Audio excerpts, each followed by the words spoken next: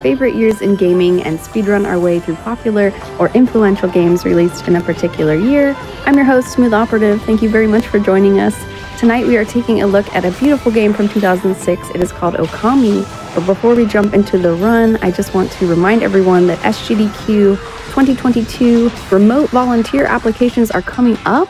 So if you would like to help with any of our off-site volunteering positions, you can go to gamesdonequick.com for more information. Also, registration is open until May 23rd, so make sure to register for the live event if you will be attending it in Minnesota this summer. But yeah, for Okami, the category we are doing is New Game All Brushes, and I'm joined by Lego Speedrun. Hi, welcome. Hello.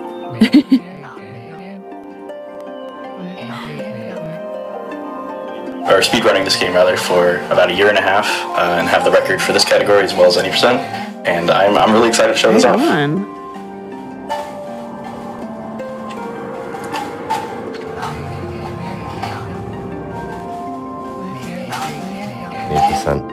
But nowadays I mostly focus on glitch hunting, reverse engineering, and making new resources for both old and new runners alike. That's really cool. Thank you both for being here. We are all very excited to see Okami. So whenever you are ready, we can get this rolling. All right. So give it a start in 3, 2, 1, go. Good luck. I guess so to start off here, this is the all brushes category, which is very different from the any percent category because we need to get every brush power in the game, which is similar to like the tools in Zelda games, but we also need to obtain every optional brush upgrade as well. Yes, so there are in this game sort of 13 or 15 depending on how you count it main brush powers, and then several of them have sort of upgraded or hidden versions of them, and we need to collect every single one. Right now, in terms of gameplay, you're going to see Lego jumping into every cutscene. Basically, in this game, our movement of our main character here, Amaterasu, or Ami, the wolf, is governed in 3 speeds. So there's a walking speed, there's a green dash speed, and then there's a gold dash speed. And those are 30% faster than the previous one, respectively. In this case, you can get green dash immediately just by doing a tackle on the ground, and you can get gold dash by using green dash for about 5 seconds. To prevent having to rebuild gold dash, for 5 seconds every time, we're going to be jumping into cutscenes and then jumping out of them to restore our dash meter. Also just now, you'll see Lego just got our first brush technique, so this is the game's sort of central mechanic. We can pause the game at pretty much any time to draw on the screen like a canvas, to use to have various effects on the world, and this is sort of our substitute for items that you might find in Zelda games. The first technique we got there is rejuvenation, which lets us sort of replace things that are missing or broken in the world, and it's a fairly limited brush power because you can only use it in certain places. Yeah. One other thing to mention is that most of the time when I'm coming out of cutscenes, even though I am jumping out of them, it doesn't necessarily look like I'm jumping out of cutscenes.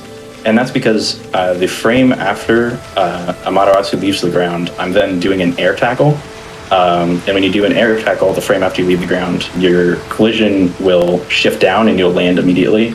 And that's just the fastest way to get back to full speed. Yes. In some cases, we'll do different things. You could, in theory, miss the frame perfect tackle. I certainly will at some point. But you might sometimes do a tackle and then a jump instead of a jump and then a tackle, and that's because a tackle gives you a bunch of initial speed. Right here we're getting our second brush technique, so this is the sort of the tutorial area, so they give you 2 right off the bat. This one is Power Slash, and it's our sword substitute. We can just draw lines through stuff to cut it down, and it's very useful. So Power Slash is really useful in battles, as you might imagine, since it's basically a sword. And speaking of battles, I just skipped one. This game, the triggers for a lot of fights and some cutscenes are pretty small, a bit smaller than maybe intended. And so we are able to sometimes just run directly around these triggers without really much effort. Like I just did again there. There's actually 2 fights that I just skipped. Yeah, and we'll get into the fight mechanics later when we get to the first unskippable fight. Right now we're just running back through the tutorial area to sort of get started with the game. So just a quick, mostly spoiler-free summary. This is ancient Japan, aka Nippon. We are the sun goddess incarnated as a wolf. We're actually the sort of the reincarnation of a previous wolf named Shiranui. The important thing is, basically Shiranui 100 years ago defeated a great evil called Orochi, which is actually an 8-headed dragon. Orochi is sort of coming back now thanks to some guy. And we're out here to stop him, sort of.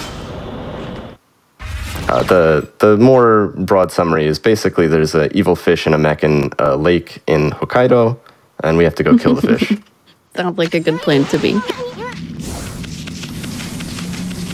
Another thing you may have noticed is in the loading screens we're doing these sort of mini games. So there's two kinds of mini games. There's a rhythm game, very topical for tonight, and there's also a mashing game. And for the most part, we'll be avoiding the mashing game. But both of those are a way for us to get demon fangs, which are a sort of currency in this game that let us get these collectibles. One of which we'll need specifically. So coming up here, I'm going to be trying to do a pretty tough trick. I can't. Right, so we have here our starting area, Kamiki Village. Kamiki Village is sort of just supposed to be filled with good people, but everyone has been turned into statues to protect them from Orochi's evil miasma. And we're supposed to, free them from their statue state and basically rescue the village, but we're just not going to do that because that would take too long. We are going to come back a little later, so don't worry too much about them. One thing about this rhythm game is it's extremely precise on timing. Yeah. The timing for it, I don't know the exact numbers, but my guess is probably around 3-4 frames. This game is 30 frames a second. And so, and the timing is also based on a global cycle, not on an individual loading cycle, which means you actually have to, getting the first one is insanely difficult because you actually don't know when the first paw will show up to try to time with. Yeah, getting the first one is basically luck, but you have 2 more chances for each loading zone. So this is Shinshu Field. You can see it's also covered in evil miasma. We're going to take a little detour so that we can go ahead and fix that. That brings us to Hana Valley, which is going to be the home of our next brush technique, but we're going to have to go on a bit of a trek to get there. This is sort of a side area / mini dungeon, depending on how you want to look at it. And this is going to bring us to our first actual battle. So the important thing is we have our enemies here. These are imps. They're green imps and red imps. The red imps have a little more health and they can block attacks. So we're going to be starting off by using our brush techniques. We're going to be setting things up in a very specific order. Whenever we use a brush technique, we lose a pot of ink, and we only have 3. And if we lose all 3, we end up inkless for a few seconds, which prevents us from using more brush techniques, and it also loses us our dash. So in order to take care of these fights slowly, we're going to be managing our ink very carefully and trying to hit multiple enemies at a time with each power slash. There are a bunch of other things in the fight that we have to deal with, but we'll explain things as we have more opportunities to. Yeah, funny enough, it's hard to describe because that first fight there is probably one of the most complicated fights in the game to explain everything that I'm doing there, because there's a lot of things that I'm trying to get to happen. Which mostly worked out. But most other fights are actually that's about, for a regular fight. That's not a boss fight. That's about as complicated as it gets.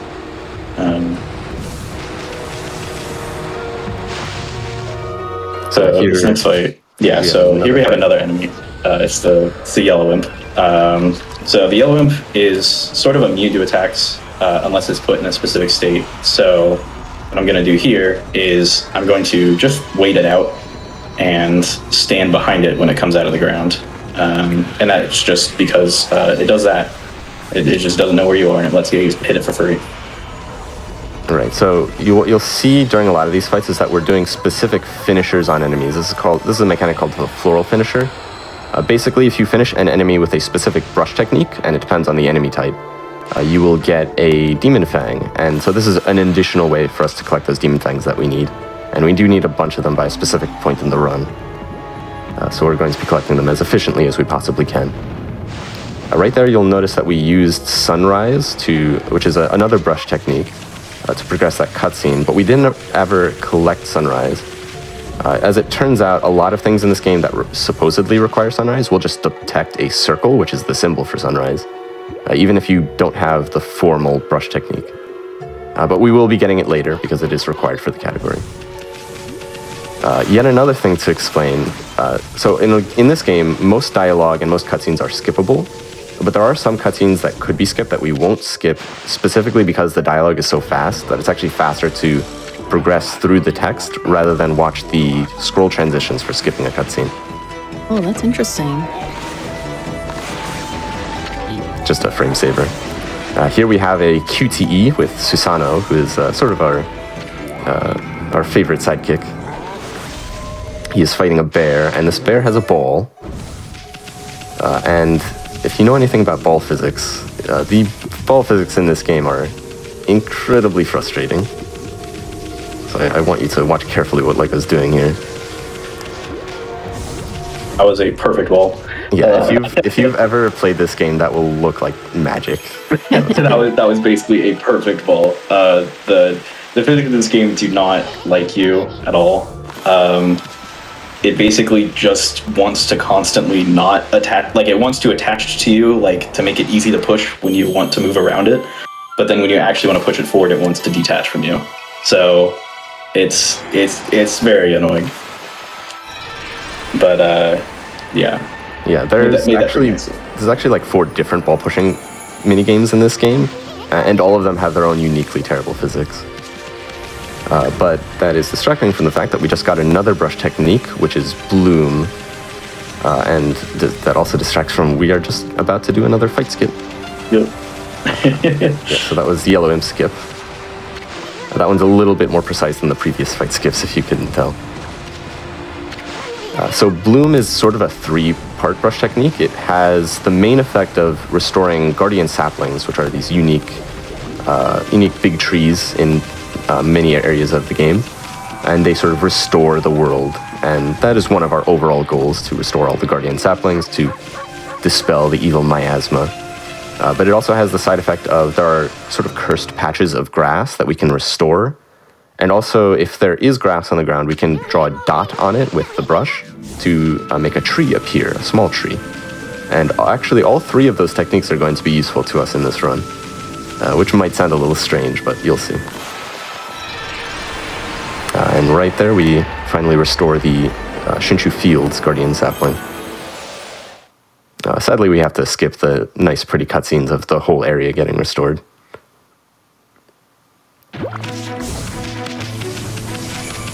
So at this point, we're going to head back to Kamiki Village, which is not something we would do in any percent. And that's because there is not 1, but 2 brush powers that we need. So we're going to be getting Sunrise, which, as previously mentioned, we skipped, as well as we're going to be getting another brush power.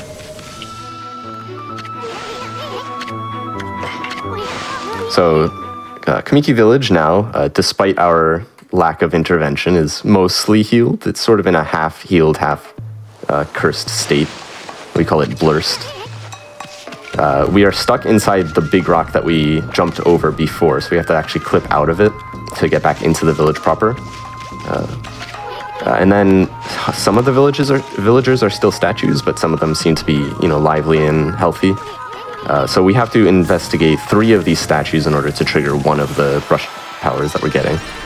Meanwhile, while we traverse through the village, we are going to be restoring all of the cherry blossoms in the village using Bloom, which is, each one is going to require a pot of ink, so we're going to be carefully managing our ink.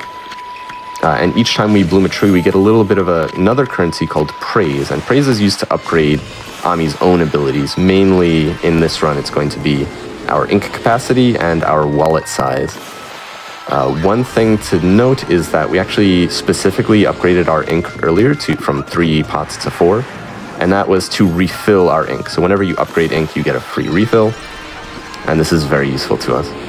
We're going to be saving some other ink refills for specific times in the run. Got birds.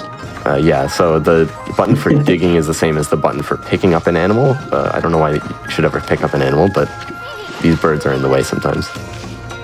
And right now we're doing a small minigame to get a turnip. to hand to this statue boy. Very, very strange sequence of events. But that's going to be necessary later, of course. We are going to be trying to bloom multiple trees at a time by lining them up with the camera. And also here we're going to do a small bit of maneuvering to get up this mountain a little faster. Yes, so that trick is called Uppy Thingy. Very good name. I love it.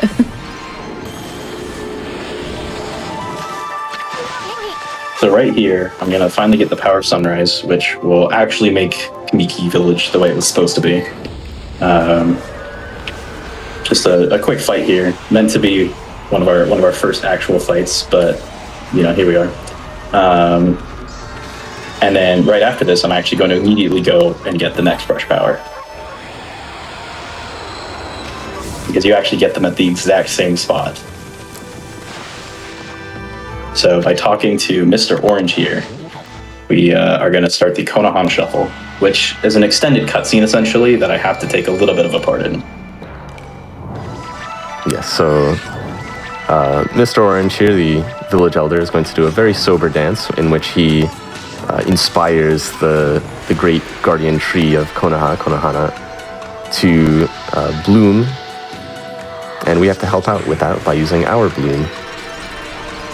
And if you miss any of these circles twice in a row, you have to restart the whole cutscene from the beginning. It's rough. It is very rough. A very annoying time loss. Especially, I'm hopefully not going to miss any of these blooms, but casually, bloom is a pretty awkward power to use. The way circles detect whether to bloom things or not is not quite as consistent as maybe they hoped it would be. And so this can actually be a fair bit of a challenge for people casually. Yeah, people famously have some problems with the brush detection in this game. Obviously, as runners, we practice a lot, so we sort of have a much more intuitive understanding of what causes things to recognize and what doesn't. And we'll be actually sort of cheating the system a bit to get techniques to render faster than maybe casually intended.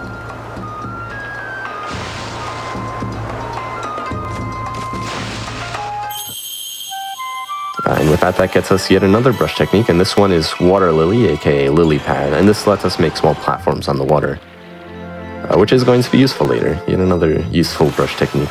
Yeah.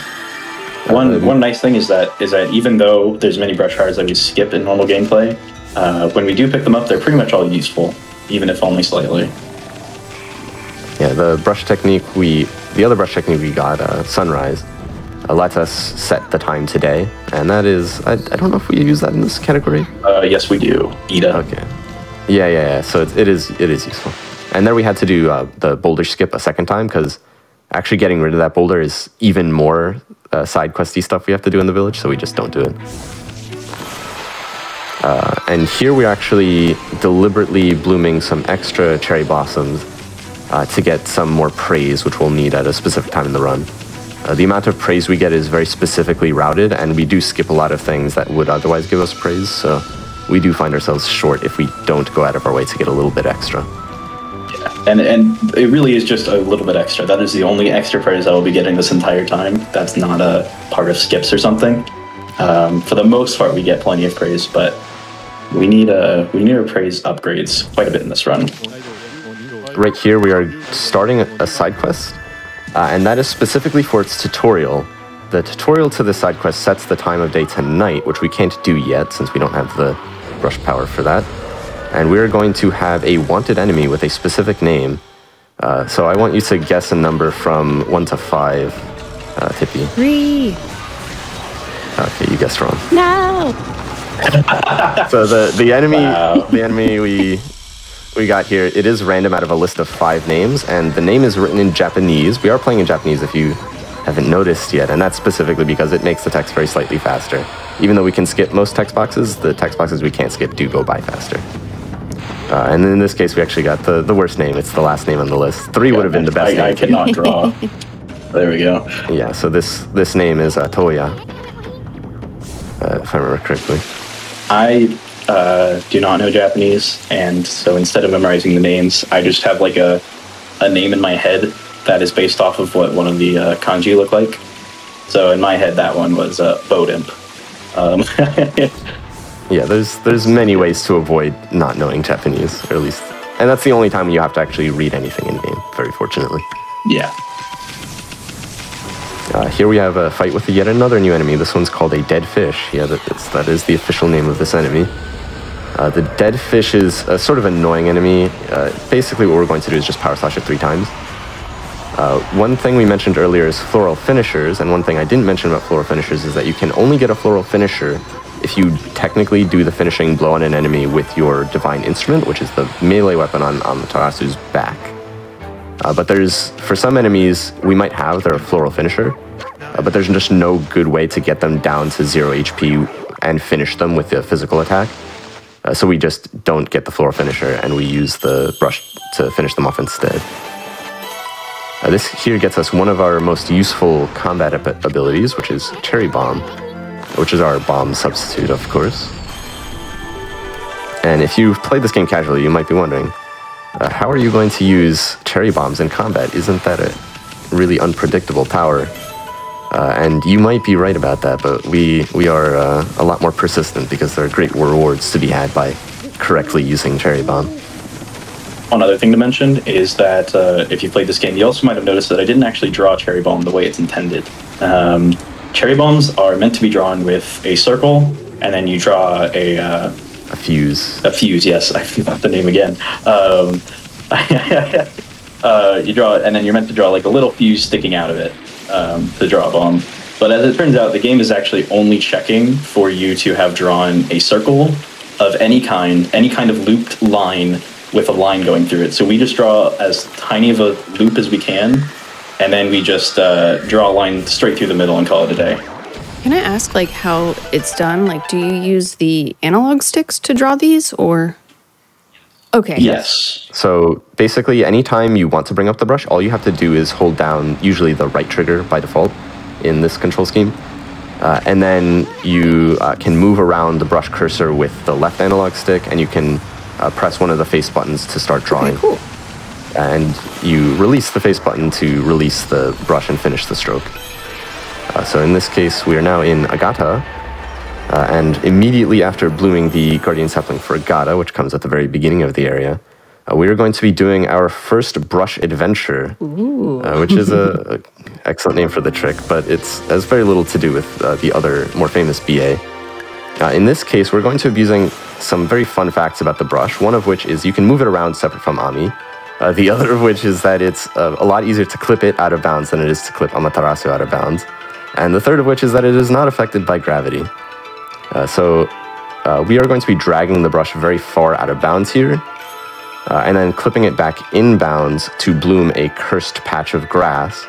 One nice thing about cursed patches in this game is that anytime you bloom a cursed patch, it always warps Amaterasu to the cursed patch in the cutscene. So that lets us basically warp across an area just by moving the brush. And we do that to skip a fight, which is otherwise completely unavoidable. So that skips the first fight with another character we'll meet later called Waka, which is very nice because it avoids us having to have a certain battle item. This one right here, which we won't actually be using for quite a while. It will come up soon enough. We'll explain it later. Yeah. And then right there we passed by another character named Kokari. Kokari is missing his dog, and he's trying to fish to get the key, to get into the dungeon where his dog is lost. But fortunately, we have something better than key. We have a key, which is the Japanese word for tree, and that just gets us right into the dungeon. So this is the first major dungeon of the game. This is Tsura Ruins, and right now we're going to try to skip a cutscene. So I did mention that most cutscenes in this game are skippable, but there are some which aren't skippable until dialogue starts. And this is the longest cutscene that before any dialogue appears. So it's just a huge camera pan over the whole dungeon. We normally try to avoid this, but it's a bit precise to get over the trigger for it. But fortunately, we don't have to do much else in this dungeon, so most of that camera pan was of stuff we will not be doing. This dungeon is sort of divided up into two halves, and in the middle is our fan favorite anthropomorphic wall, Blockhead. And he is not very good at his job, so we're going to be clipping directly through his backside. I mean, he is pretty good at this job. This trick is hard. This trick was one of the most recently discovered major sequence breaks, so it's very precise. So we're going to be using the tree to sort of push us into the corner here. Blockhead's collision is sort of separate from the collision of the wall itself, so it's not a closed seam. And if everything lines up just right, we can get it to force us through into Blockhead and then activate him from inside. We're gonna have to go back up strats here. Okay, there we go. Well, as always, first time after I upgrade the ink.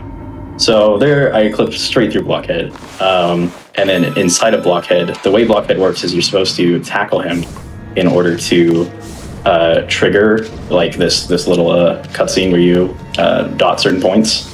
But luckily we can do it from the inside and not the outside. And so we don't have to clip all the way to the other side of Blockhead. So this gets us our first key. The locks in this game are actual enemies that we brutally destroy. This game's dungeon structure is a little simpler than most Zelda games in the way that we never have more than one key at a time. We are actually going to be skipping some keys later, so we don't even get that many.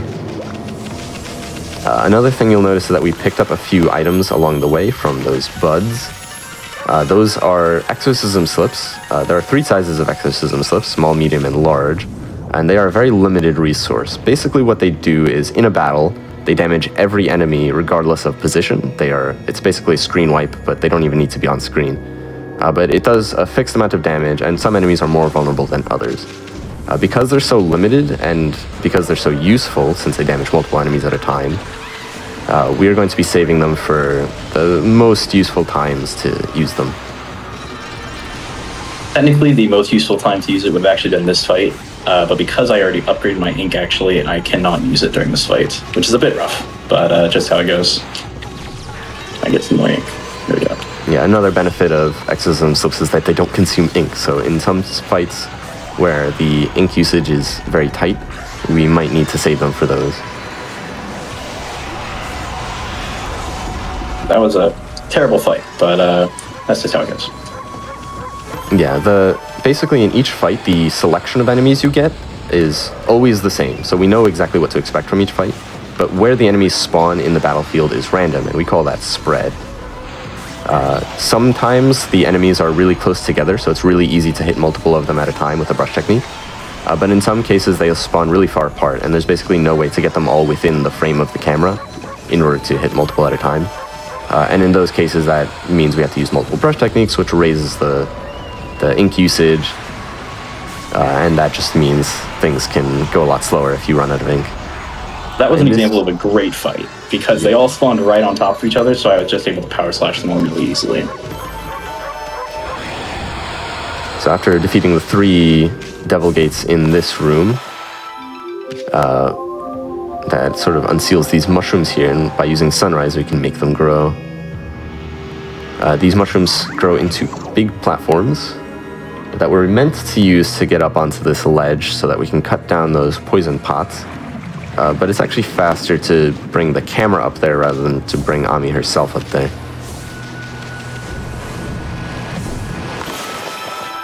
This is hardly even a brush adventure. Like, you don't have to do any special techniques or anything to do this. It's just a little bit of dragging the brush around, and you can get them all in one clean slice. Right, and having done that, the water in the dungeon is now purified, and we can go and get our brush technique.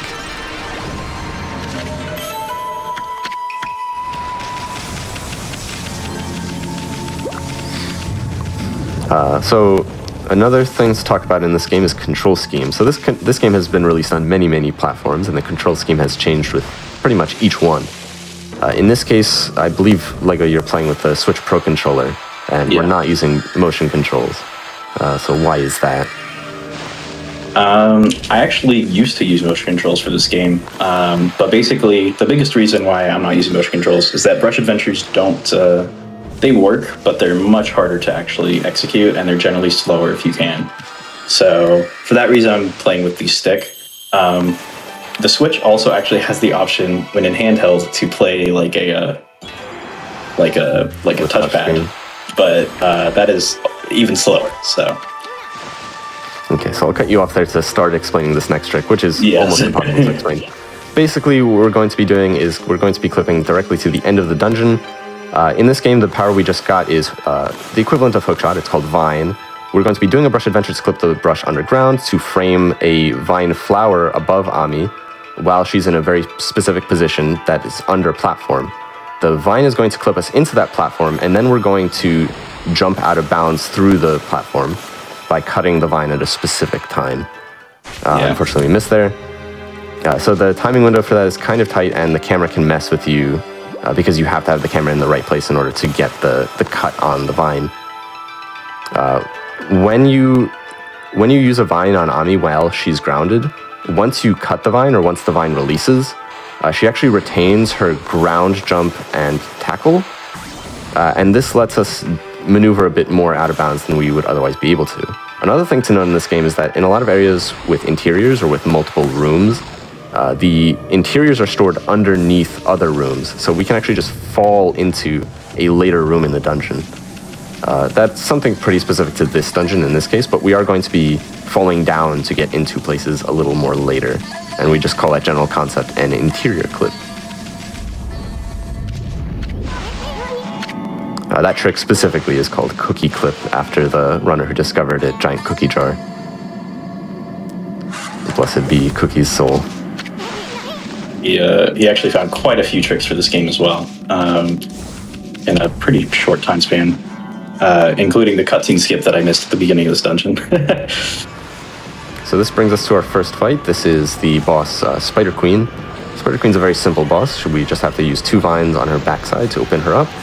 That reveals some eyes that are her weak points. And we just have to power slash through those, and we're then going to finish her off with a couple of exorcism slips. And there she goes. And that gets us a little bit of money. So it's worth mentioning that at any percent, we actually do a skip to do this dungeon much later, but it's actually just slower because we need that money now for this run. Yeah, so this category, out of all of the categories, all of the major categories in this game, this category is by far the most heavy on resource management. We need a lot of money, we need a lot of demon fangs, and we need a fair amount of praise. So pretty much every kind of currency we could get, we need to manage it very carefully. As well as all of our items that we're going to be using, we need to manage those. So we're going to be specifically using different strategies than we would use in a normal any percent run, just to make maximum economy of those resources. And that includes, in this case, doing a fight earlier that we could otherwise skip. This brings us to a little mini game to progress to the next area. We have to sort of time our vines on these flowers that are passing by really fast. As long as you don't miss any of these, the timing is consistent, but if you miss any of them, it can branch out in weird ways. So we're trying to avoid that. Otherwise, it's a pretty easy minigame. It's like extreme log flume. Did either of you ever go on the ride when you were younger? Oh, yeah. I'm sure everyone's completely waterlogged at this point. Yeah. We couldn't progress past this point earlier because that river, if you fall into it, will actually drag you away in a cutscene. There are actually a couple ways around that, but they're both a little too slow for this category. Too slow or too hard. Yeah. That brings us to the next major area, Taka Pass. So a lot of the areas in this game can be sort of qualified as hub areas. They branch out into a lot of different places, and this is one of them. We're going to be buying some stuff just to prepare for some segments of gameplay a little later on. One of the items we are buying there is Steel Fist Sake. We got one of those earlier. Steel Fist Sake is one of the best battle items because what it does is it doubles the power of Ami's physical attacks as well as the power of Cherry Bomb, and that's one of the things that makes Cherry Bomb so useful. It doesn't double the power of Power Slash, strangely. But the nice thing about Steel Fist Sake compared to, for example, Exorcism Slips is that Steel Fist Sake is only 2,000 yen, whereas the cheapest Exorcism Slip is 4,000. So so it's a lot more cost effective. So here's Waka. Waka, as a human, is very vulnerable to explosives. So just 4 alcohol-powered explosives takes him down.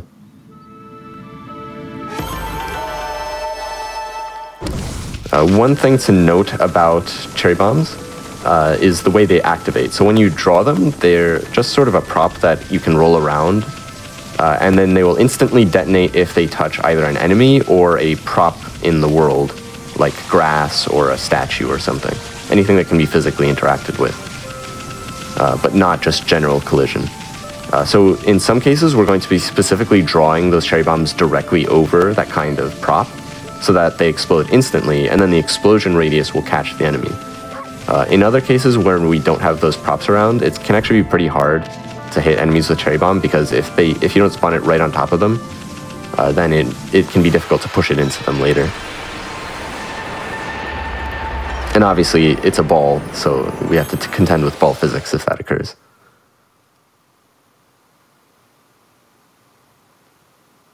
Yes, Waka is 100% human, for sure. Not anything strange about him at all.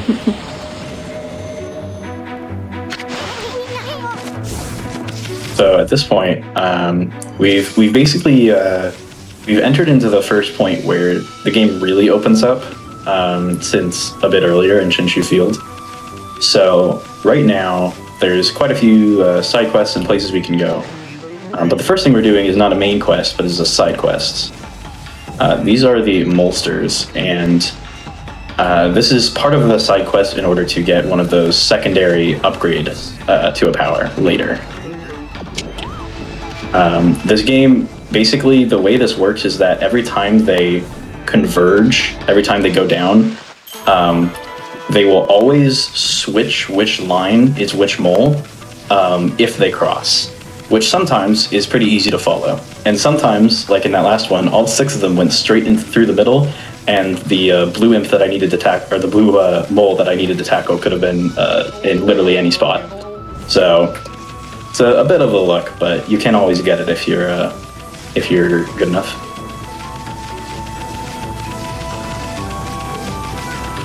Yeah, the Molster minigame is a little tough. Right here we are heading over to our first example of a sort of a fast travel point. In this game, in most major areas, there is a mermaid spring. Some of them need to be unlocked first, but as long as you travel near it after it's unlocked, you will unlock the fast travel point, and we'll be using these a bunch later.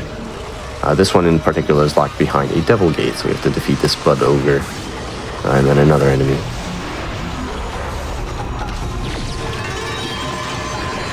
You might think that some of these side quests are going to be resolved much later, but a lot of them are going to be resolved sooner than you might think. So look forward to that.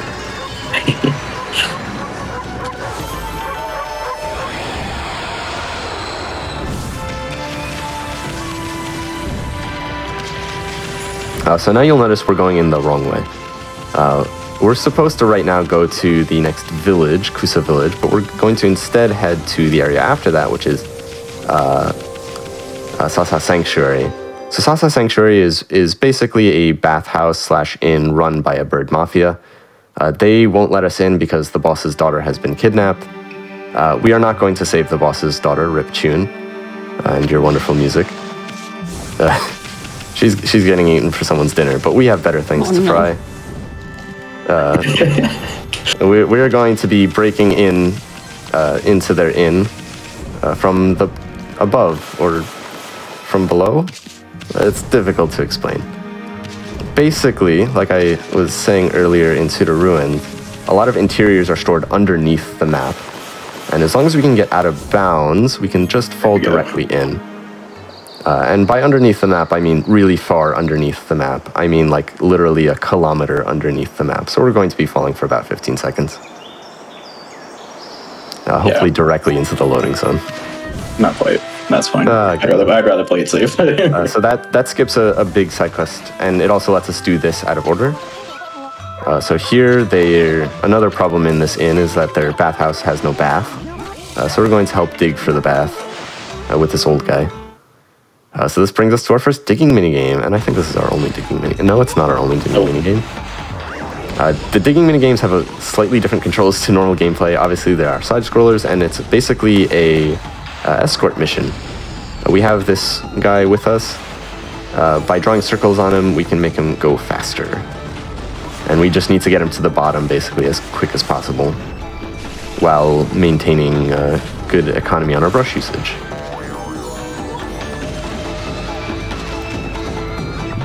And as soon as they get to the bottom and show us the spot, we can dig, and that brings up the water so we can refill the hot spring. The thing is, these mashing minigames are actually really atrocious if you're playing on modern consoles. The minigames were originally part of the original. They're part of the original release, and they were made in large part because the original release had awful loading times, and so these minigames were pretty necessary. But at this point, they're actually really not that necessary. The loading zones never really take more than 5 or 6 seconds most of the time, and so that. Wow, I can't believe that. Anyway, but the mashing minigame, you have to press the A button 60 times to get a Demon Fang from it, which, if you play casually, is basically, like, that is a really high mashing rate. And a lot of casuals actually, like, can't get it. For me, I'm doing, like, actual mashing technique in order to get it in time. I'm doing actual mashing technique not only just to get it as fast as possible, but because if I don't, I probably wouldn't get it before it would just kick me out of the minigame entirely. It is a really, it's meant to be something you do over like a 10-12 second period, but it's very difficult to do. So one symptom of breaking into Sasa early is that there is a side quest, or well, a main quest that we are getting into before we've really started it. What we have in front of us is a device called the Canine Tracker, and the dog we have in front of us is one of the Satomi Canine Warriors, and he wants to fight us, even though we just met. A very nice dog. Actually, one of the worst dogs. This is Take. Yeah. Take is very poorly behaved. Take likes to jump. Much like all dogs, Take is very vulnerable to explosives. Ooh, maybe Take's feeling nice today. Maybe. Oh, maybe not. Oh, it was just too late. No, yeah. So there are going to be finished. multiple of these dog fights in the game, and all of them are some of the most inconsistent fights because the dogs tend to have pretty RNG fight patterns. Yeah. This fight specifically is by far the worst of them because Take mostly just loves to jump around, and because he loves to jump around and jump so far, it's really hard to just actually hit him at all. Because the cherry bomb has such a small detection radius. It's here. Big non spot. And because the detection radius is so small and he's constantly moving everywhere, having a really fast Take fight is actually pretty rare. To have a really good fast one. I recommend not actually exposing dogs to explosions. Yes, we are not supportive of that at all. It's for a good cause. We have to defeat all evil.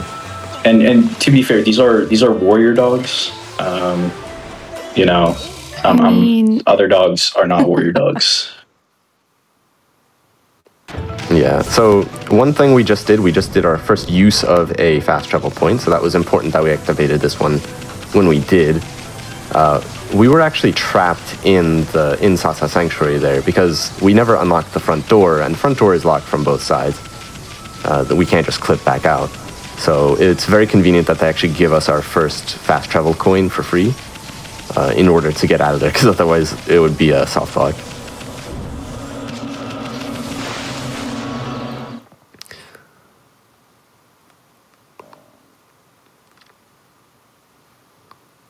And yeah, now we finally get to Kusa village. Kusa is afflicted by a weird curse where our ink is constantly drained and we can't use brush techniques. And this is going to be important in a minute. So we're just going to run all the way to the back of the village where the source of the problem is located.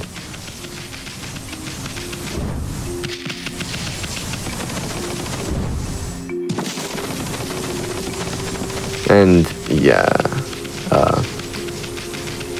So this is our good friend, the Shrine Maiden, Fusei. And we have a fight here with 2 green imps and a blue imp, our first blue imp. And you'll notice here that we aren't using brush techniques to defeat it because we don't have any brush techniques to use. We just have to smack the imp a bunch. So the Divine Instrument on Amaterasu's back is a physical weapon. It has a basic ground combo, and you can cancel it into an air combo, and that's sort of the best we can do for DPS. But it's not great, so we generally avoid using it. So now we're finally going to actually get the canine tracker that we had inside of Sasa Sanctuary that just kind of appeared there. This is meant to show us where all the rather willfully left canine warriors are, because we need to go track them down. So the first 4 are actually here in Kusa Village, and luckily we don't have to fight them to get them to be nice. We just have to give them some food. So that's why I bought those 4 meat feed bags a while ago. Yeah, they're just hungry. Not like the bad dogs who chose violence. Yeah, so there's 8 dogs total, and so there's going to be 4 that we're able to just feed, and it's nice and quick and easy. And there's 4 different dog fights that we're going to have to do, which is pretty rough. So it's a lot of fighting, and with them being largely RNG. Rough, you say? You didn't have to do that one. Right here, we're gonna have another brush adventure, where it's gonna be another curse patch warp. So each of these dogs requires a brush power to get to, and so this one you're supposed to bloom a curse patch for him to just come out of nowhere, I guess. It's kind of not there before, but by doing a quick brush adventure, he's hiding in the dirt. Yeah. So right here, the game is going to pretend that we've fed 4 dogs. And that's because we went to Sasa Sanctuary early and already fought one of the dogs. The game is sort of just counting how many canine warriors we've retrieved, so to speak. And because we retrieved one early, we're already at the count of 4, which means the game is going to think that we've fed all 4 in the village, since that's supposed to be the first 4 you get to. But there is still 1 left unfed, and we are going to have to feed them in a minute. And that's actually going to have some very interesting effect. But instead here we're going to be fighting the first canine warrior supposed to fight, which is the weakest one, very nicely. This is Tay. Okay, can either play really nice or be really mean. So we're gonna find out here. If Tay is nice, I draw these cherry bombs and he just does nothing. Hey. Yeah, the other rest of the time, he uses attacks with armor that can't be damaged through, and you either have to wait them out or power slash to cancel them, which is also slow and wastes ink, and it's very it can be annoying. So right here's the dog that we didn't feed, so I'm going to feed him. And now the game, after feeding him, is like, oh, you fed this dog. Let's place you right where the dog is, back in the tunnel where I was supposed to find him. And so this actually saves time just because of backtracking, because now I'm farther up in the village. Yeah, we call this one meat warp, since we use meat and we warp. We have great trick names in the Okami speedrunning community. So now I'm going to sell. I'm going to sell a lot of treasure. All of it. Yeah, so we're coming up on a sort of bottleneck in the routing for money. We need a lot of money for some dojo techniques that are necessary to complete the run, and we need it all now. And you might ask, dojo techniques? What dojo techniques are you getting this early in the game? So this game can sort of broadly be divided into 3 major books, 3 major arcs.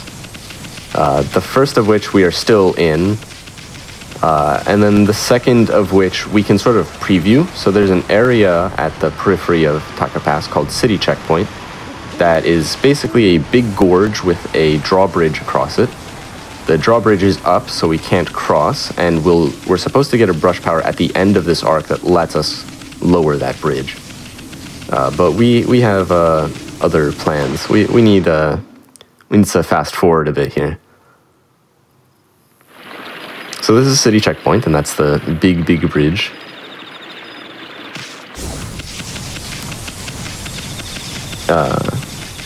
Now, we are going to be leaping face first into this river here, and we're going to be swimming as hard as we can to swim across. We do have Water Lily, and Water Lily can help us out here, but it is just faster to swim in this particular case. Yeah, the lily pads aren't exactly slow movement, but drawing the lily pads is slow movement. So you almost drowned there, but we can just barely get across. We can start climbing this rock here, which is sort of not really meant to be climbed on. It's just meant to be some scenery. And it's a very slippery collision. The game is trying to constantly push us off. And then by landing right on the tip of the rock, and then doing this very complex sequence of movement, we can actually jump up onto the other side of the gorge before the bridge is lowered. Here's what the backside of City Checkpoint looks like, in case you're wondering. Definitely how it was meant to be looked at. Yeah, they just did not bother to put any textures on the back of those houses.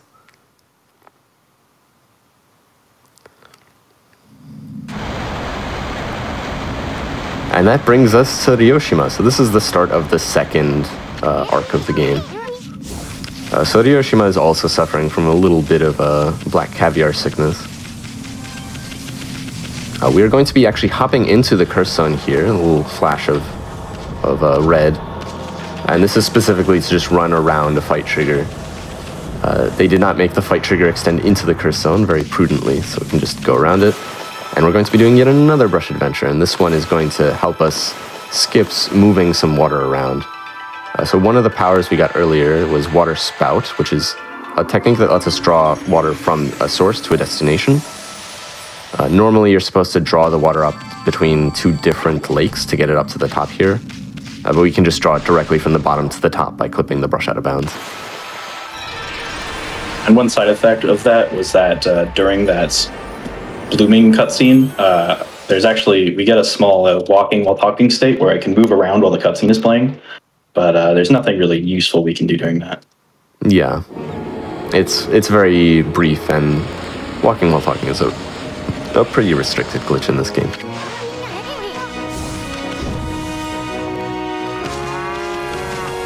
Another thing I didn't mention before about interior clips, like what we did in Sasa Sanctuary, is that interiors don't tend to be stored directly under the corresponding exterior building. More often they're stored near the origin of the map, the 000 coordinate.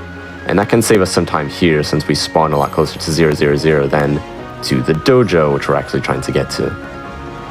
So right there, I managed to clip out of bounds by, there's quite literally just there's just this like sliver where the collision is a little misplaced, and so we're able to clip through that sliver. Yeah, in general in this game, clipping through collision is very difficult. The collision is very strong, but there they just actually put a hole in the collision so we can just slip on through. But usually what we're going to be doing is jumping over invisible walls rather than through them. Right here, I just got the power of double jump. Double jump is, as you might imagine, pretty useful for traversing around. And also, considering how much we've been able to do without double jump in terms of getting over walls and around stuff, I'm sure you can imagine that there's quite a bit we can do with another jump. Yeah, double jump is one of the most useful abilities in the game, as you can imagine. Given how much we've already been able to do with just a single jump, double jump is really going to turn that up to 11. This next brush technique is a little less stellar of a review. This is just Digging Champ.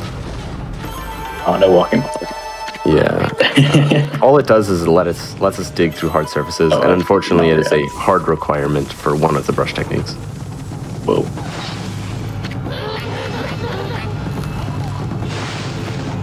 And that is done with the dojo.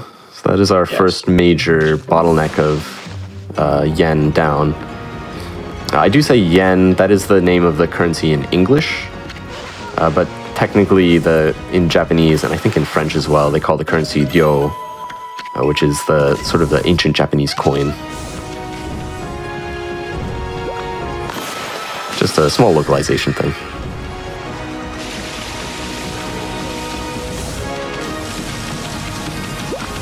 So one thing you might notice is that even though we bought all the dodo techniques we're going to need for the game, I then immediately went and picked up another treasure, and that's because we need a lot more money. We are going to be needing a lot of money in this game, so I will be picking up treasures basically until the end of the game, in order to not only buy dodo techniques here, but some brush techniques also cost money. And so in order to get those brush techniques, we need a lot of money. Yeah, for reference, we haven't collected even 1/10 of the total amount of money we're going to need throughout the game. We need a lot. Yeah. Treasures are worth more as you progress through the game, so it's not going to be too much of a collectathon, but we will be going out of our way to get quite a few things throughout this. Here we are doing yet another interior clip, and this one is specifically to get into a building that isn't actually in existence right now. So the building we're trying to get into is consumed by another cursed zone, so it's not available, it just doesn't exist. But the interior still does, and we can still get into it as long as we're able to get out of bounds. The collision here is very slippery. This whole city, this is Seion City, it's sort of the capital of ancient Japan. It's entirely surrounded by mile-high invisible walls, except for a small hole in that invisible wall right above the loading zones. So by sort of clambering on the collision, we can get over it. And then leap over into the abyss, into the restaurant. So if you remember way earlier, we did a little fun game of tag with the Molsters. The Molsters gave us a golden mushroom. They gave us a golden teacup, sorry. We gave the golden teacup to the tea master, who gave us a golden mushroom, and we just gave the golden mushroom to Yama here, the restaurant owner, and he's going to put it in his oven, but the oven's not hot enough, so we need to use our divine inspiration to make it hotter. So this gives us the power of fire, Fire Burst. Fire Burst is actually a secret technique. It is an upgrade to a technique that we didn't get, but the game just makes it work for us. It does not care that we didn't get Inferno, it just gives us Fire Burst. But it does not give us Inferno, so we are going to have to go back and get that later. Yama, of course, uses the golden mushroom and our divine heat to create a fantastic dish. It's so good that you get paid when you eat it, and so from eating all of that food, we got 26,000 yen. Very economical food.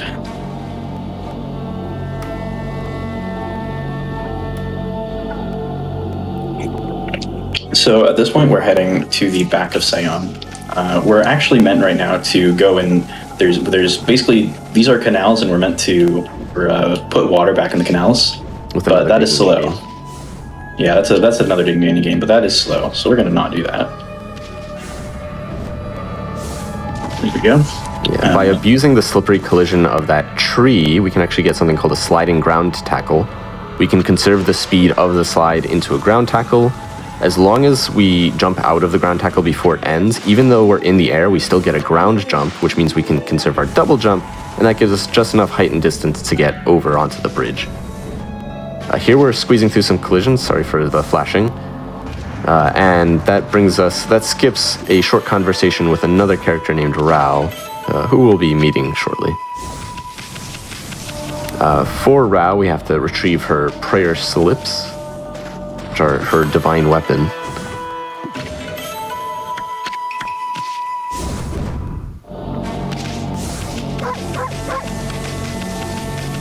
And this brings us to the courtyard of the Imperial Palace. Seion's a little bit of a strange city in that there's an Imperial Palace, and then there's also another palace, which we'll also be visiting later. Don't really ask me to explain the politics of ancient Japan. It's a little over my head.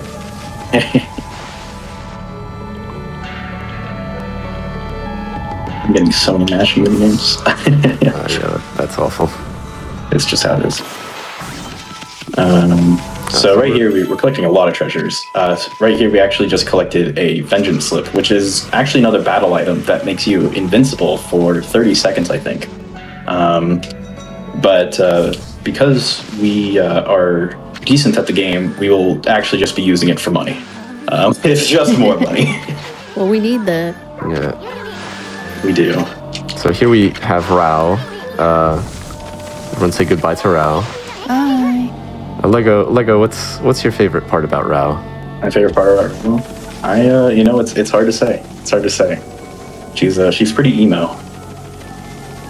I like how kind she is, offering to help us on our journey. Mm-hmm. This is very sweet.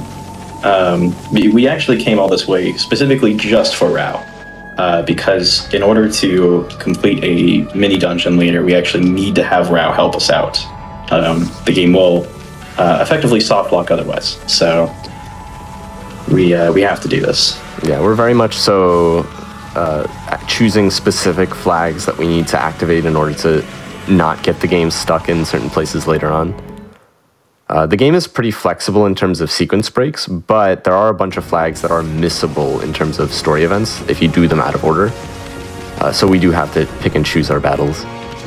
Here we're doing a very tough skip, and I'm going to talk over Lego here. Yes. Basically, the entire cliff face here is made up of a type of collision called a jump barrier, where if you're above it, you can't jump.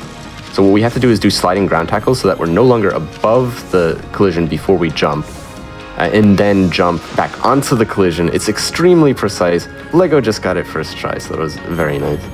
Very happy with that. That's honestly one of the hardest tricks in the game. Very smooth. And what that does for us is that skips over a border checkpoint. Normally, in order to get to this area, North Rio, we would have to do basically the entire first half of this second chapter of the game. We'd have to do a whole dungeon. We'd have to visit the Queen Himiko, Queen of Japan, in her palace. It would be a big ordeal, and we don't really want to talk to her just to get through a gate. So we're just going to jump over the gate, and that is what we did.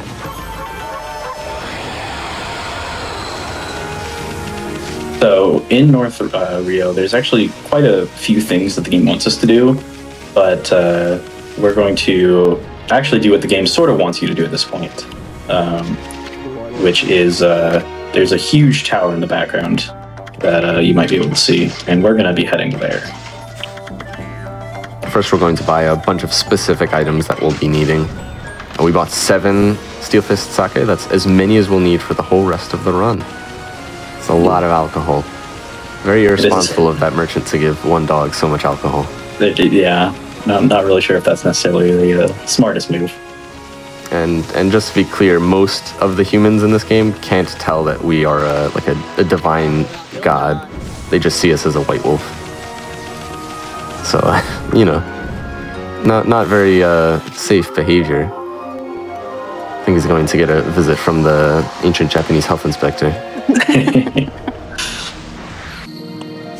So I went out of my way there to activate a mermaid's ring for later, because otherwise it wouldn't have let us warp there. And now I just activated Orca. I summoned Orca, who is basically the emissary of the Dragonians. We'll be meeting the Dragonians later, but for now we're not going to be seeing them for a bit. Orca is basically a ride for around this huge ocean. He's fast, and that's what we like about him. Yeah, there is also a water dragon in the area that will come and take you out if you try to come here alone. I think it actually is possible to come here alone, but it's faster just to get Orca. It would be very slow. Yes. So this is Catcall Tower. There's going to be a fight right at the start here that we're skipping, but if you can look, that tower is very tall. And unfortunately, we don't have a secret way of skipping all the way to the top. We just have to climb. This is a tower covered in so-called kabegami marks. Basically, we can stick to the wall and then jump back off. Every time you stick to the wall, you have to press the jump button. And every time you want to jump off the wall, you have to press the jump button again. And because jumping on and off the wall is slow, we try to use our double jump between every time we stick to the wall. So basically, every time we double jump, we're pressing the jump button 3 times in total. And overall, to get to the very top of this tower takes about like 2 minutes, 2 or 3 minutes, and it requires just about 200 A presses in a very rhythmic pattern. So this is a thrilling exercise. Yeah. For the thumbs. This is a power that actually can be skipped in any percent, which is pretty nice because this is honestly not the most fun power to have to get. It is useful though. The skips for this power are themselves pretty difficult. It's one of the latest powers we learned how to skip in New Game. So having it does cut out some difficult tricks. like a reminder to land on one of these cloud platforms when you get the chance. What will happen? Will I lose 2 seconds? Quite the opposite. So we landed on that platform and we got a bit of text there. You might think that's a bit of a mistake, right? Because we watched a cutscene, we didn't have to. The reason we do that is because if we don't watch that cutscene, we get a longer cutscene when we reach the top of the tower. And that's sort of because of an oversight of the devs. Basically, there's a sort of an Easter egg for getting to the top of the tower the second time. But if you don't hit any cutscenes on the way up there, you can actually get it the first time. And we actually don't want that because the cutscene for the Easter egg is really long. And there's a cat up here. It's a cat called Tower, so we got a big cat. Well, a small cat. We feed it some fish. And as gratitude for feeding the cat, the god of walls smiles down upon us and gives us another brush technique. We haven't really talked about it up till now, but each god has a constellation, each brush god, and when you fill in the constellation, you get the brush technique. We've skipped all the cutscenes, so you haven't gotten to see the brush gods much. Can I ask how many brushes there are total? So there is at least one brush god for every zodiac sign. There are technically 13 different brush gods, or brush techniques, except one of them is actually 3 different brush techniques, and then there are also the optional brush techniques. So I think in total we'll be getting like a unique 22 or 23. Oh, okay. There's, for any percent we skip 5 of the main brush powers, but we actually still get one of the secondary brush powers to replace it. Actually replaces 2. Replace 2 of the single brush powers. But for this, we're obviously getting... Counting them is kind of difficult to do in an absolute way. Maybe we just count the brush gods instead. In that case, I guess it'd be 15, because basically there's one for each zodiac sign, except there's 3 gods. There's 3 bear gods. So they all try to share one thing. So can I ask you, who's your brush god? Just start asking people that instead of what's your sign. Oh god, that would make me that would make me Blizzard. That would make you Blizzard? Oh no. That would make me... I can't remember. I actually... Anyway. Year of the cow? Anyway, moving on. We did another QTE. Pretty, not very important. We did it pretty much entirely because afterwards, the game only lets you go and find the next dog in that dog quest we started a while ago, after you do that. So yeah, basically, we did a big detour into the second arc of the game, and now we're returning back to the first arc to take care of business. So we're going to be doing fishing here. So if you remember a long time ago, we skipped a fishing minigame. So the game is actually now going to be mildly confused. TMR, copyright. Basically, the fishing map thinks we're in the first fishing minigame, but the rest of the game thinks we're in the second fishing minigame. So we are going to do the first fishing minigame, which is nice because it's actually a little shorter than the second fishing minigame. But we are going to get the rewards afterwards of having done the second fishing minigame, and that is overall a good thing for us. One of the rewards is in fact a brush power, so it'd actually be very bad if we couldn't get that brush power.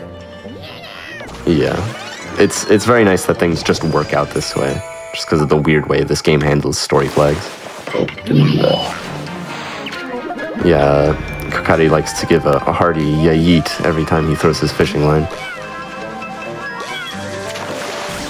The fishing minigames in this game are overall relatively simple, just holding the opposite direction of the fish. The fish like to move around a bit randomly, so it can be a little frustrating, especially with some of the faster fish, but it is not too bad. There's also sort of... Go on. Go ahead. There's each fisherman has like a limited stamina bar, but the fishing minigames that are required are so short that we can sort of just burn stamina and ignore it.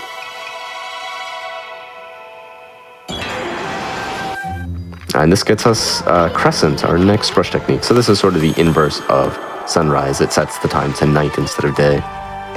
It does have a few specific uses other than that, but we're going to ignore those because they don't matter. And this is Ume. This is a dog we rescued earlier from the jaws of the Spider Queen. And they are now fighting us. Yeah, as it turns out, one of the best friends of the people we went here, one of their dogs, was actually a canine warrior.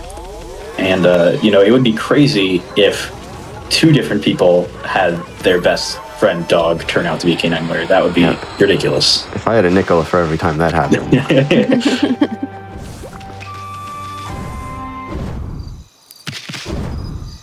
Yeah, so now I'm just going to be running all the way back to Kamiki Village. Which is a bit of a run. So, Shinshu Field, the area right between us and Kamiki Village, does have a fast travel point, but it's just not worth using, mainly because activating it earlier would have caused us more movement, and we would have had to watch some cutscenes that we can otherwise avoid watching. So we're just going to run directly to Kamiki Village and then activate the fast travel point. Here's Kushi hauling that huge thing all by herself. Not quite sure how she does it. She's very strong. She's buff. She is. I'm not sure how she got it up the hill in the first place. Because the ferry is actually down right now. So the only way to get to there is to somehow swim across that entire area, supposedly at least. Doesn't necessarily make that much sense, but life finds a way. She's buff. Shout outs to Sheptastico for the buff Kushi fan art. Anyway, so this brings us back to Kamiki Village. You'll notice Kamiki, they got rid of the boulder. So yeah, they didn't need our help with that after all. And now we are going to go fight the final canine warrior. So this is the reason we had to dig up all those turnips at the beginning of the game. If we didn't do that, this dog would refuse to fight us because we wouldn't have beaten his turnip digging record. So we are the turnip digging champions, and now he wants to beat us up over it. He's willing to, pretend we're rivals. The one nice thing about this fight in particular is that there are a bunch of props on the ground that we can use to activate the bombs. One downside is those props are grass, and whenever you blow up grass, there's a very high probability it will spawn a vegetable. And every time you run into a vegetable, you get a text box telling you which vegetable you just ran into. Well, it's actually only the first time you run into a vegetable, but the rest of the time we're never going to run into a vegetable, so it's basically, we're pretty much always going to get a text box. Yeah, and it's slow. It's just a little obnoxious. Yeah.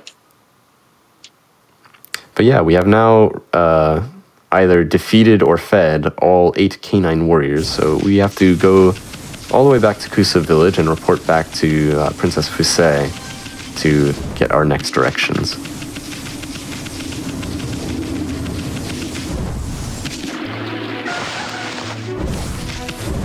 So like I mentioned earlier, we're going to be finally now activating this fast travel point just so we can return to Taka Pass to get to Kusa Village faster. We are going to be using this fast travel point again later, but we'll get there when we get there. This fight is a little interesting in that it's made up of 4 different waves.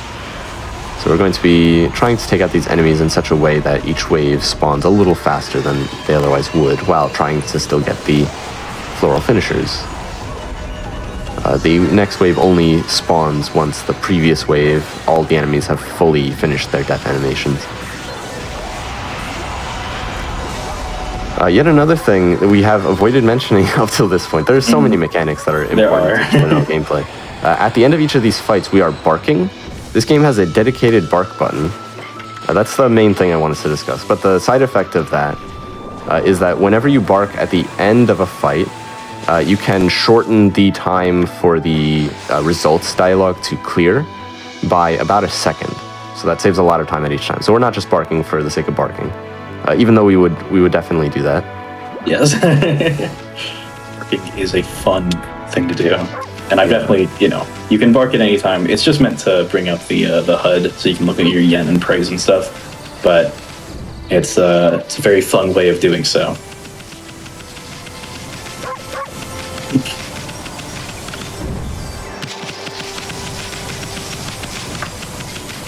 Yeah, the developers of this game knew it was good. Yeah.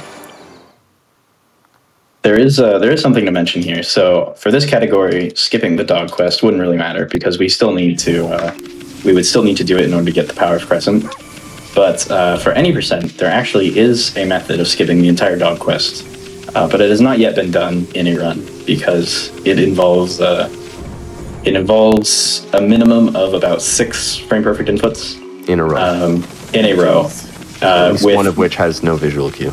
No visual cue, and they have variable timings. So it is very difficult, obviously, but Yeah. it is one of those things that it has been done by 3 different people now. So it's not it's certainly not impossible to happen in a run, and it would save at least 6 or 7 minutes probably. But it's really hard. Ultimately, for the best, we're not having to do that in this category. Yeah. We did just retrieve the Satomi Power Orbs. Basically, each dog, each canine warrior has one of these orbs, and they've given them all to us. And these 8 orbs all together make up the key to the next dungeon, which is Gale Shrine.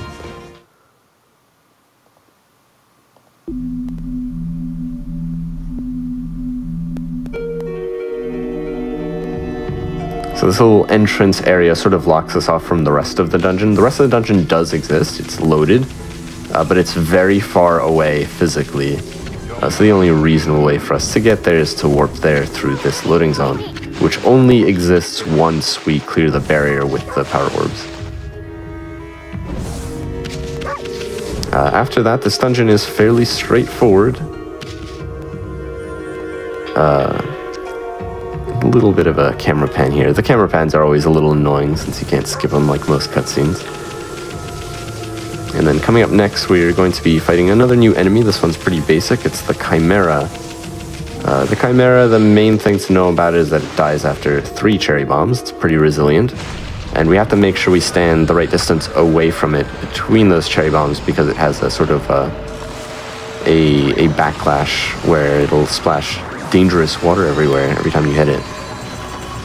You'll notice that after we blew it up, the yen went everywhere. Whenever you defeat an enemy with cherry bomb, it basically just gets completely obliterated and its yen flies all over the place, which makes it a little bit more difficult to collect, if you can imagine. One mildly interesting thing about these lockjaw keys is that you can drop them and they will respawn in your mouth. So we can just yeet that key over there, just for fun. Another nice thing is that you can't bark while you're carrying a key, so if you throw a key, you can bark more. Yeah. Technically, I think optimally, if you drop the key as much as possible, you can actually drop the key 3 separate times and it'll respawn in time. But it's a little bit risky, so decided not to do that. So we have here an explosive-powered elevator. Very normal. I'm sure it's very convenient for all the residents to use. Because this is their shrine. This is their shrine to the god here.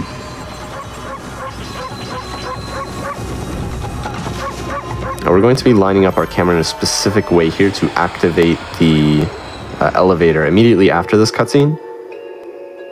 Normally when you draw a cherry bomb, it spawns a fixed distance away from the camera depending on how big you draw it. So if we draw it at the smallest size possible, and then stand a certain distance away from the elevator, we can ensure the cherry bomb spawns directly on top of the center of the elevator. And that skips us having to fall down to activate it. Nice minor time save.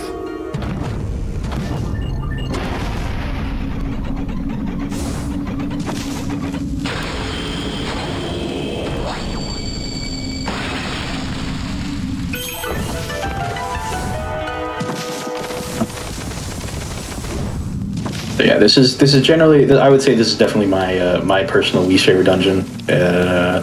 It's just a little bit too linear.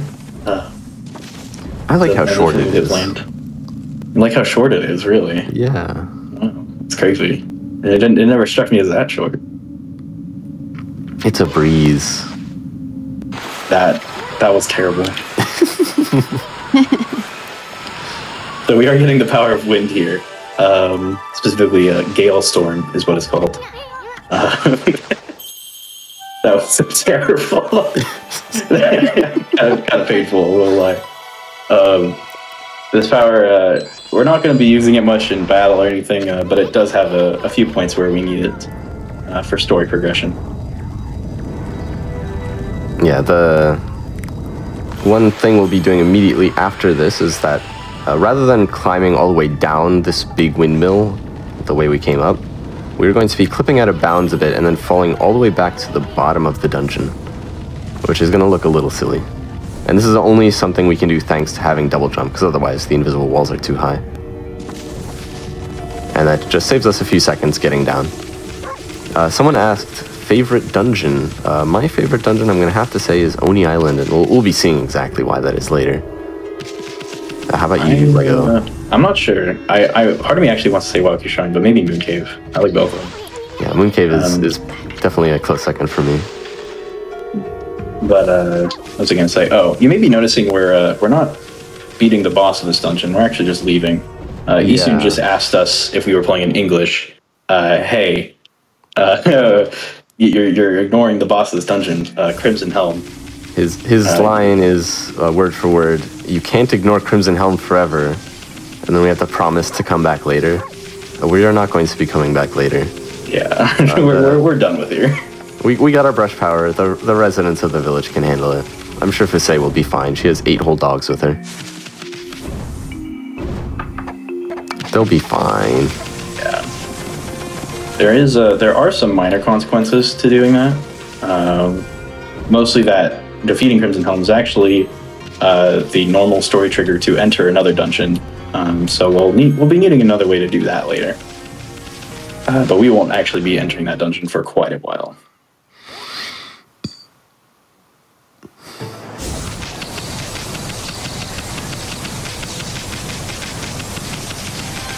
But this is also basically, we were coming back and doing a whole bunch of backtracking, but this is basically the end of our backtracking. We're finally going to be pressing forward in the game. We've cleared up some of the stuff we wanted to do in the first arc of the game. Now we're finally going to head back into the second arc where we pushed forward earlier. Lego, favorite key item? It's a good one. Favorite key item? Yeah. I don't even know if I can remember all of them. Maybe the treasure box? The one for... I don't know. That's such a weird question. Yeah, I'm gonna have to say my favorite. Is it Astral asking? Yes. Yeah, of course it is. My favorite is gonna be the Sewa Prolo, because it has the funniest name. That is a funny name. Fun challenge in chat. Can you remember what the Sewa Prolo does? First person to answer gets a hearty bork. This one's for you.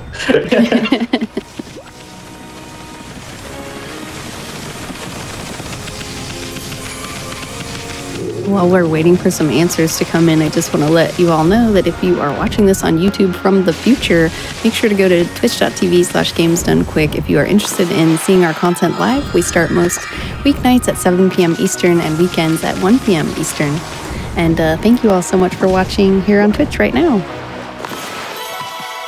Yes, thank you. Thank you, TP. We just got to Watcher's Cape. It's a big plateau.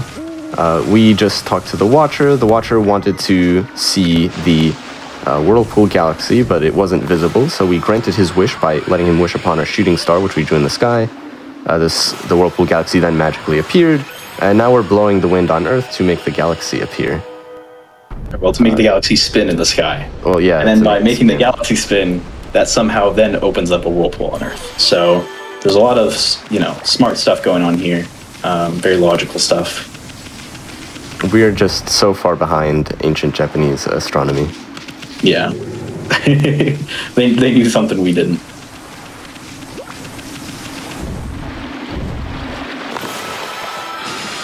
Oh, that's a random glitch. I have no idea why that happens, but right there the lily pad appeared way far above. Like, if for some reason, I'm not sure why it happens, but the lily pad will sometimes appear directly beneath you rather than where you draw it.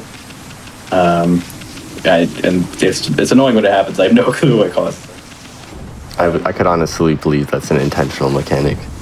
It could be, except it doesn't happen most of the time, which is part of why it's so weird. So yeah, we just opened the Whirlpool, which is actually the sort of the portal to the realm of the Dragonians. We are not going to go see the Dragonians right now. We're going to do that a bit later. We have some more important business. Basically, there's an island over here, and on this island, there's a guy. Yeah, a guy. A great guy. Yeah, he's got a pole there, but his pole is not good enough because he's looking for the marlin. But luckily, we happened to buy this marlin rod earlier. How convenient! So he, I believe he steals it from us, and then now we have to help him fish as well. I want you all to listen closely to the sonorous cry of this guy.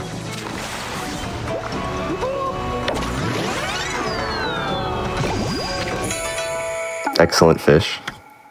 It's got the blowfish. The fugu. That's the real pogfish.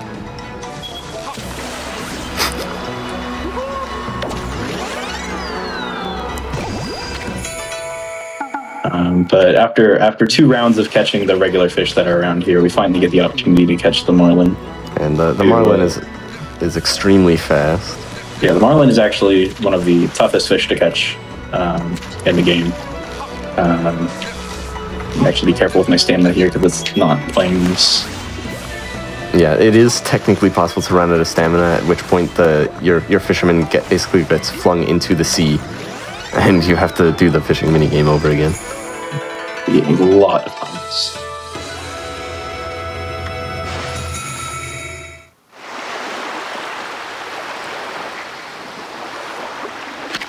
Okay, so you can see he got his fish. Now we're just going to set that aside for a little while. We're going to get back to that later. It's actually a bit rude because, we're helping these people fish, and when we help other people fish, they actually just give us their fish. And maybe that spoiled us a bit, but that guy actually just takes the marlin, which is the most valuable fish in the game, if I remember correctly. So it's pretty rough that we don't get that fish for money. Yeah, but having helped that guy out, the very great guy, we're going to finally head to the Dragon Palace, which is actually located at the bottom of the sea. Great place for a palace, very scenic. Don't worry about breathing, just don't think about it. It works. You know, we got our godly abilities. There's some excuse we can make up. Oxygen is all in your head.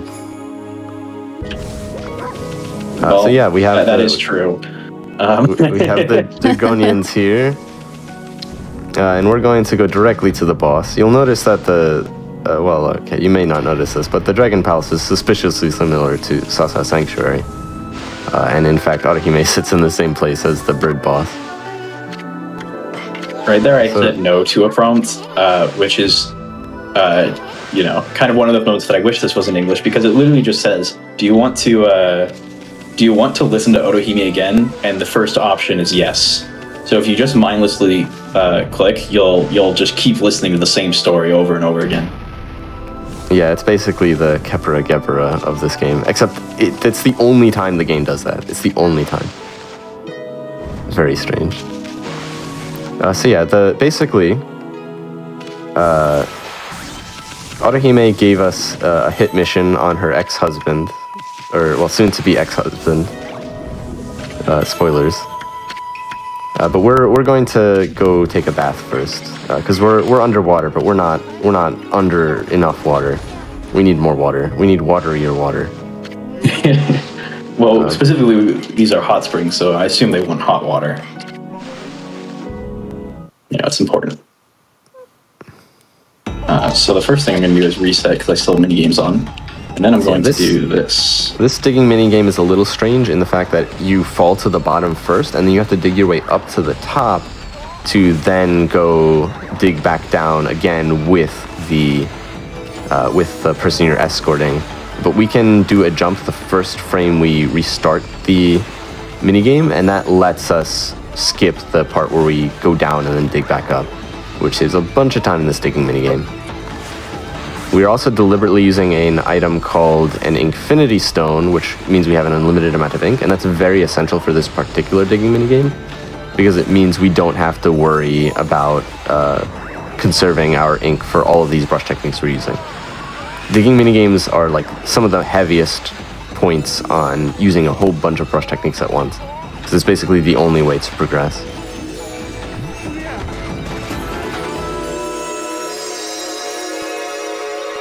Went that one pretty well though. It was a pretty good one. Yeah, that was good. Very nicely done. That one's often very annoying to get right. Yeah, a lot of people don't know casually that you can use the cherry bomb in digging minigames to get through faster. It's very helpful. So we got the water, but the water isn't swirly enough, so we're going to get a new brush technique here. The swirly brush technique. Yeah. Yes, this is the swirl brush technique. This technique basically it's just a replacement of mermaid coins. So now whenever we want to fast travel, we no longer have to. It's just a brush power. We don't have to worry about yen routing. Yeah, very convenient. For those mermaid coins. And so having taken a bath, we are finally ready to. We are all well sanitized. We're going to go do some laparoscopic surgery, endoscopic surgery. Basically, the water dragon is just hanging out here with his mouth open. He's asleep, so we're gonna hop right in. And whoa, there's a lot of stuff in here inside this dragon. So yeah, this is your typical everyday dragon. You got your weird looking trees, you got your weird looking grass. That's the wrong item. Oops. I'm sure that'll come in handy. I'm sure it will. We got our crystals, our indoor waterfalls inside of the dragon. You're not supposed to have crystals inside you. That's definitely a no-no. Yeah. I hear kidney stones are bad. Yeah, I think that might be why he's so angry. Probably. Yeah, basically, what was supposed to happen is we were supposed to talk to Queen Himiko. Queen Himiko was supposed to complain to us that the Dragonians aren't handling their dragon. They got this big water dragon here, and it's going berserk. And so basically, she sends us to file an official complaint with the head of the Dragonians. But then we get to them, and they say, we're not really in control of the water dragon. You know that, right? It's actually our king. It's the queen's husband. But we agree, he's pretty angry. So we're just gonna off him.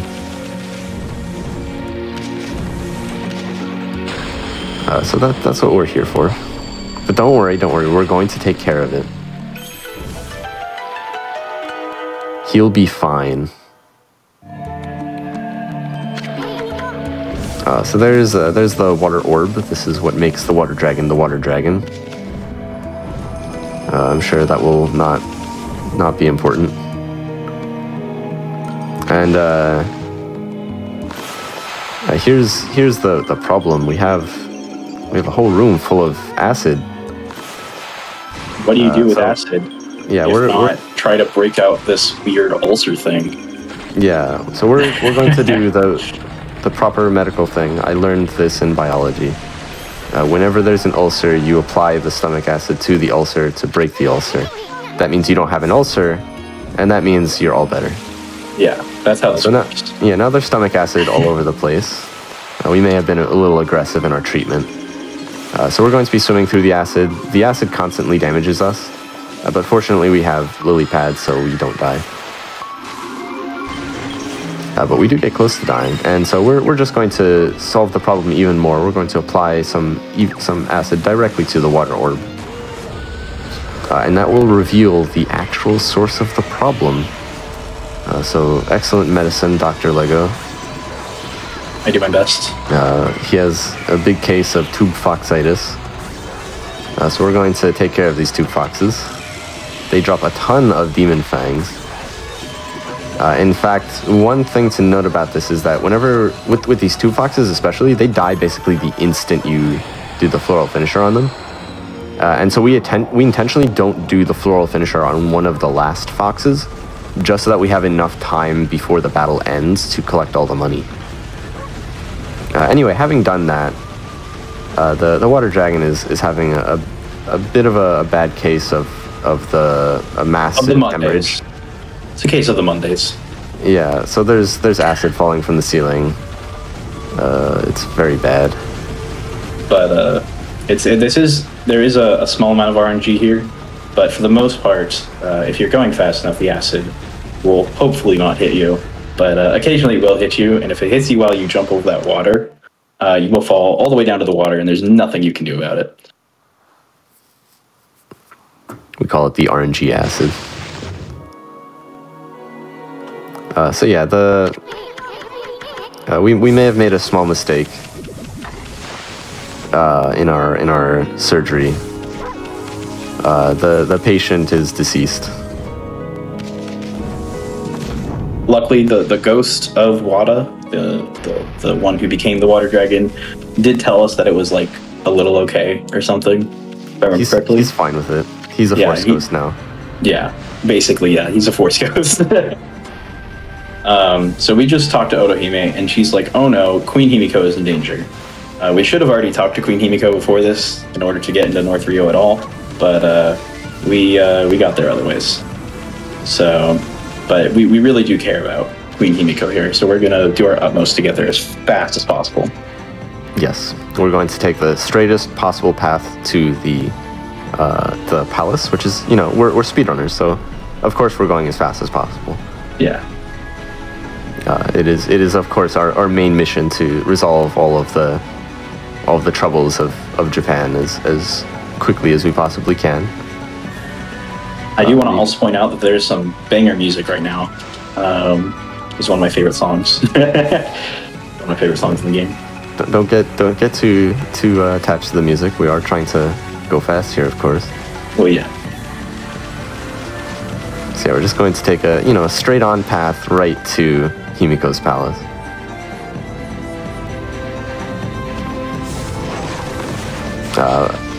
So one unfortunate thing is basically they've sort of locked up the front entrance to Seon City because they're kind of worried. They got word that something's up with Himiko, so they're locking things down a bit. But that's no problem. We have another plan.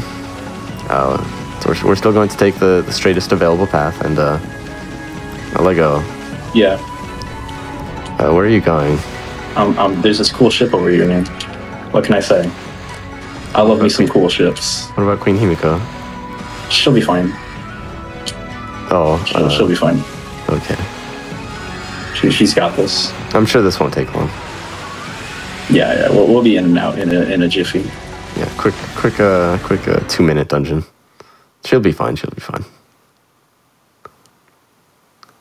So this is the sunken ship. We sort of broke our way in by using a lily pad clip. We drew a lily pad in a corner. We used Galestorm to blow it in a direction, and then we walked forward. And in this particular case, that lets us clip right into the ship.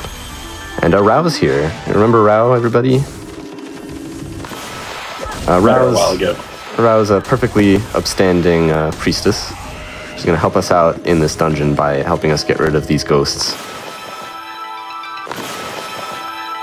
So we're going to do... So this dungeon has a bit of a tide mechanic where you can, in a specific room, you can draw a sunrise and crescent in order to raise and lower the water level. But they sort of just did that by making a patch of sky register sunrise and crescent rather than making it so you have to be in the actual room. So by clipping the camera out of bounds, we can activate the tide mechanic and clip ourselves out of bounds by raising the water while we're directly under a ceiling. And then we can navigate out of bounds using these water lilies. Otherwise, we would actually drown because it's too far a distance and there's very few ways to get air while you're out of bounds here. We don't have to worry too hard about clipping back in accidentally because walls in this game are double-sided, but fortunately ceilings and floors are not, so we can clip back in when we want to. Yeah, we just went straight to the end of this dungeon. Yeah. This dungeon's actually pretty big, this mini dungeon, and we just skipped basically the whole thing. Yeah, there is quite a lot of dungeon here that they're meant to do, and even without Lilypad, it's still not too hard to get the entirety of the dungeon. Just sort of how they ended up making it. Yeah, going out of bounds there saves something like 11 seconds versus the next fastest way of Yeah. beating this dungeon. but it is the coolest way. Yeah, and so after clearing the sunken ship there, here's the water dragon. He's fine. Yeah, we didn't kill him. Guys, he's all good. He was okay. He was just temporarily dead, or temporarily sleeping. We resurrected him. He's fine. He just swallows himself and spits through the power of friendship. We brought him back to eat us alive. We get eaten there because getting eaten is faster than going to shore manually. Because there's no punishment to getting eaten. So just get eaten to get teleported. But now we're gonna go save Queen Himiko. So yeah, we have this cool bouncing mallet here. Nice find. Good thing we went to that ship. Yeah, it's this cool, exceedingly cool mallet. That's how I describe mallets. So there's another ghost here. This is Rao. Yeah, this is dead Rao. Yeah, she died. As it turns out, we actually have just been talking to an imposter Rao this entire time. And yeah, so because of that, after the water dragon, we actually got an item after the water dragon too. And that item maybe has just made the imposter, uber powerful or something. Oh, no. So we may have given her a little accidental final form. Yeah, and maybe she went directly to Queen Himiko. So it's very important we go help Queen Himiko out. Anyway, we're gonna go do a trick to get out of bounds here. Oh, I forgot, sensitivity warning. Yeah, further sensitivity warning. There's flashing lights here. What we just did is we got out of the palace where we were supposed to be. Sorry for forgetting about that warning. We're basically just continuing the sunken ship quest that we should have done earlier by getting out of bounds right there. Yeah, so the game knows that this is an urgent situation. If you actually try to leave the palace manually through the front entrance, our assistant Isun will literally stop you and turn you around in a cutscene and prevent you from leaving. So the only way to get out is to literally jump over the giant invisible walls by climbing on the ceiling there. And so the mallet that we got from the sunken ship is actually a magical sentient mallet that can make us smaller. So now we are Isun's size. We have Isun on our back here, but everyone's big. So we have basically a whole dungeon in a tiny space. Very small dungeon, but it's not actually that small of a dungeon. It's just where the small was. So this dungeon is decently linear, but we still can do quite a couple, small optimization stuff. We can do a jump here, which is going to temporarily skip a cutscene. We'll hit the cutscene later, but it still saves time to do that. We have another wheel enemy here. If you haven't noticed yet, wheel enemies are rather easy to beat. It is 2 cherry bombs and power slash, and they are down for the count. Without cherry bombs, they're one of the most annoying enemies to beat because outside of cherry bomb, the only way to really damage them is to use their weakness. But as it turns out, explosives are everyone's weakness, so it works out. Yeah. Yeah. As it turns out, not a lot of life forms are compatible with explosions. And that applies to demons as well. So we abused the fact that we skipped a cutscene trigger there to activate it from a little farther than intended. So we were able to activate the cutscene and then fall into the poison. And then the cutscene activated anyway and just put us back up onto the safe ground. And that's just a really fun trick you can do that saves basically no time. But the key actually still exists after you give it to a lockjaw. And Isun's ability, which I used to originally grab the key, is that he can grab items from far away. We can drag him to items and he'll go and get them for us, which is very sweet. And the devs didn't think about this because the way lockjaws actually work is when you put the key in them, the key just turns invisible and loses its collision. So it basically, for all intents and purposes, it doesn't exist. But we can actually send Isun to go grab it for us. And so we now have a key to a lockjaw that's already dead. There isn't much point to this, other than right when I got it, it gave me a little bit of an extra push. But it's a fun little thing. So we have this gourd here. We go in, we go out, as you do, and then we get a new brush technique, and this is called Veil of Mist. This power lets us slow down time. Pretty busted power. Slowing down time is, as you might imagine, casually is basically one of the most important powers in the game for fights, since it works in fights, and it works very well in fights. Every enemy, when you use it, is slowed down, which makes it incredibly effective.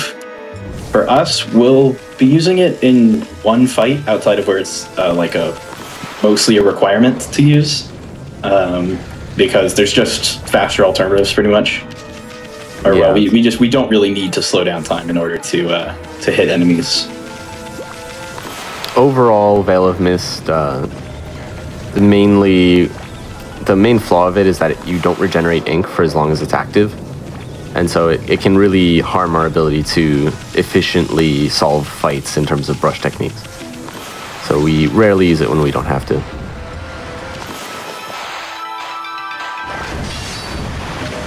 We do use Isun there to pick up a quick treasure, and then we're just blitzing it to the end of the dungeon. So this dungeon is within the Imperial Palace. We are sort of crawling around the courtyard of the palace and sneaking our way up to the Emperor. We didn't talk about it earlier, but the entirety of Seon City is afflicted by a terrible plague. Everyone is sick, everyone is dying, everyone can hardly move. Very relatable at a time like this, but we have been pretty much not helping them. Like we have been not helping a lot of people. Because it's faster, but finally we are finding the time in our day to resolve the source of the issue, and that is the fact that there is an evil tiny demon inside the Emperor who is creating a massive cloud of plague. Pretty evil thing to do. The drama doesn't stop. It really doesn't. So like I mentioned, this key really doesn't have a use anymore, so it actually, we're just carrying it through the whole dungeon until now. It's just, there's actually no way to get rid of this key now, because it will always respawn in your mouth if you try to get rid of it. So we are actually permanently stuck with the key, which is pretty funny, as long as we were in that dungeon. But sadly, the boss is technically a different map, and so we lose our key. Speaking of the boss, here's our tiny evil guy. He is literally inside the Emperor. Second time we've been inside a living thing. Weird that it happened twice. Blight is basically just going to do a quick draw attack, but one thing about quick draw attacks is that they're not so quick if you slow down time. So that makes Blight vulnerable, and then as a tiny sword, Blight is very vulnerable to explosives. Yeah, just four cherry bombs once again is enough. That's sort of another one of those things where, because brush powers are meant to be used for the entire game, they scale with bosses and how effective they are. So brush powers are not only really good, they're largely better than any weapon we can have, except for very certain circumstances. So for the any percent run, at least, we basically just use brush powers for everything until we just use battle items like activism slips. But for here, we're going to be using brush powers the entire time. And this is exactly what we wanted all those demon fangs for. So one of the things we can buy with the demon fangs is a brush technique called Mist Warp. This one's actually kind of useful. This lets us warp between certain origin mirrors called true ultimate origin mirrors. And that we're going to be using to traverse the world in some unintended ways later on. In fact, I believe actually in this run, even though this is actually a very useful item casually, it ends up, in this run, we actually pretty much only use it to break things and never just to do regular fast travel. I'm just going to do a funny glitch here if I can get it in a couple tries. I would like to, because it's a funny thing. No, didn't get it there. I'll give it like 3 more tries.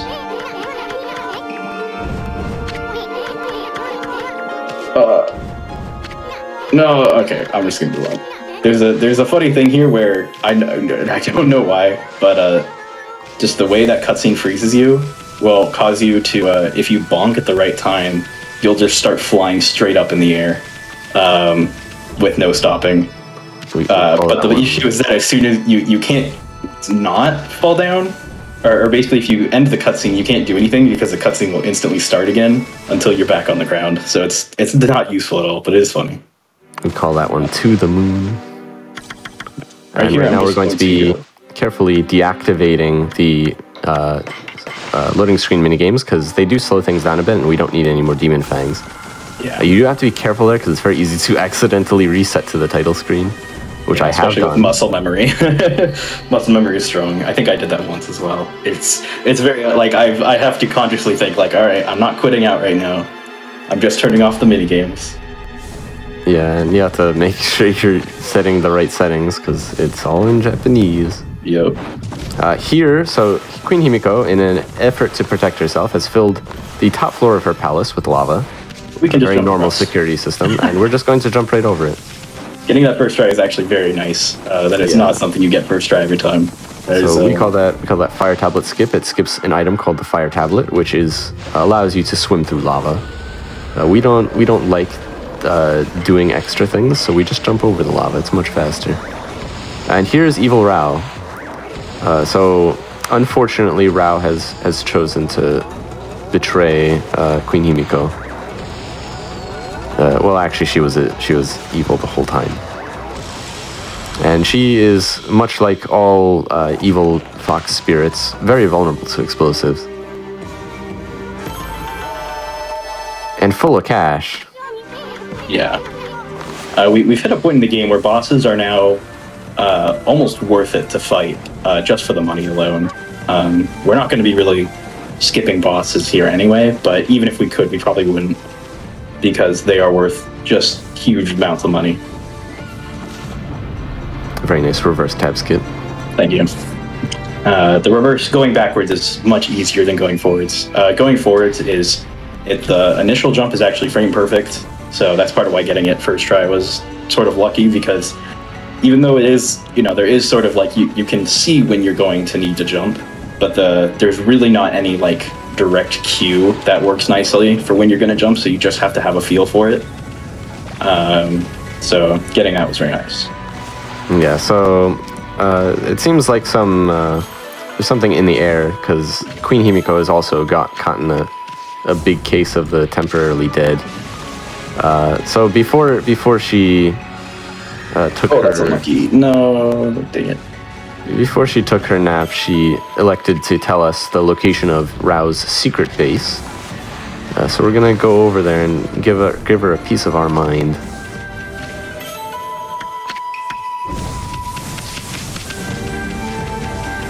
So now we're sort of restricted in what we can do. This is another chase sequence where the game is trying to keep us on target.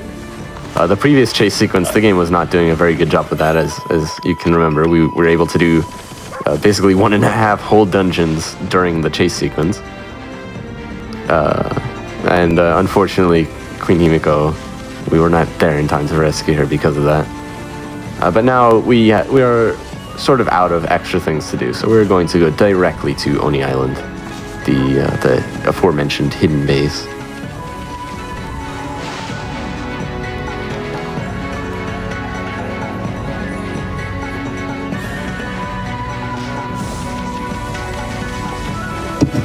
And Seon's fine. Yep. Everyone's chilling. It's nice to see him alive. One sad thing for me, at least, is another one of my favorite themes is the Seon Commerce Quarters theme. But the only time we run through there while it's pure, where that theme would play, it's during the chase sequence where the song overrides it. So a little sad, but it's how it is. It's what we do for the speed. Fortunately, we don't have to do the skip over this border checkpoint again, just because it automatically opens during the chase sequence. Yeah, and actually, it'll actually automatically open anytime now, which is very, very nice of the game to eventually. Because otherwise, I believe they did that just because otherwise you have to ask the guard to let you through every time, and they decided that was too annoying to do for too long.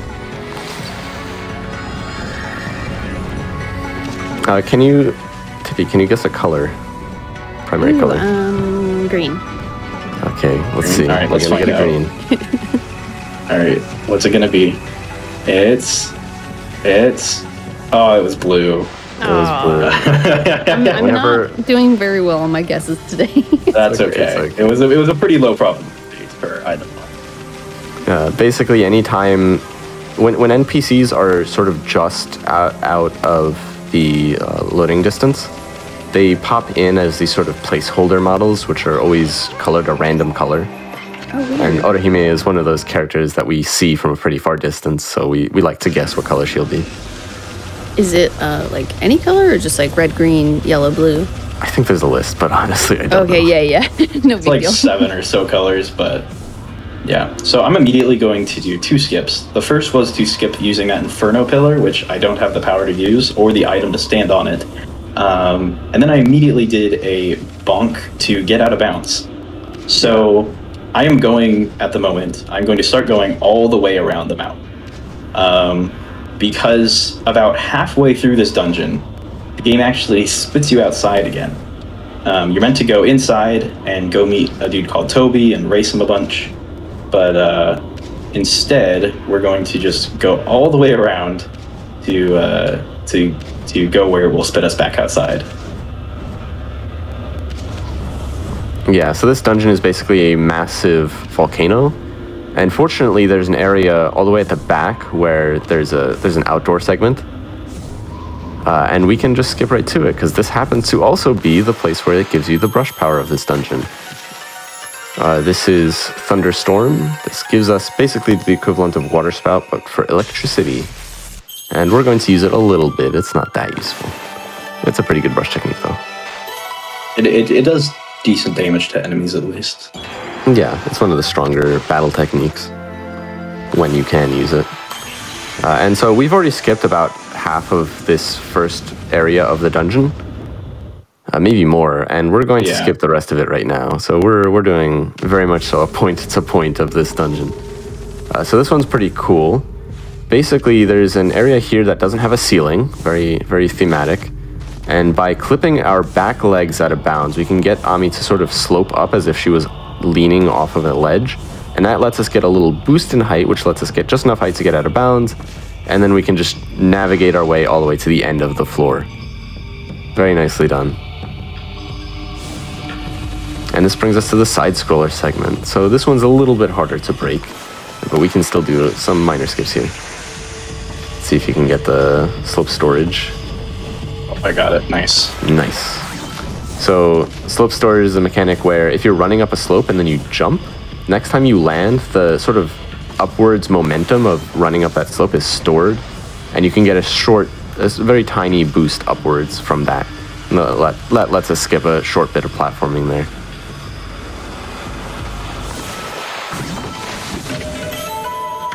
So I'm going all the way out of my way here to get this Exum slip, which is pretty far out of the way.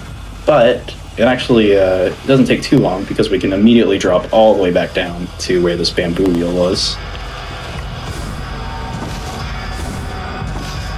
And deliver the electric key. And then this next section, I can basically go as slow as I want here.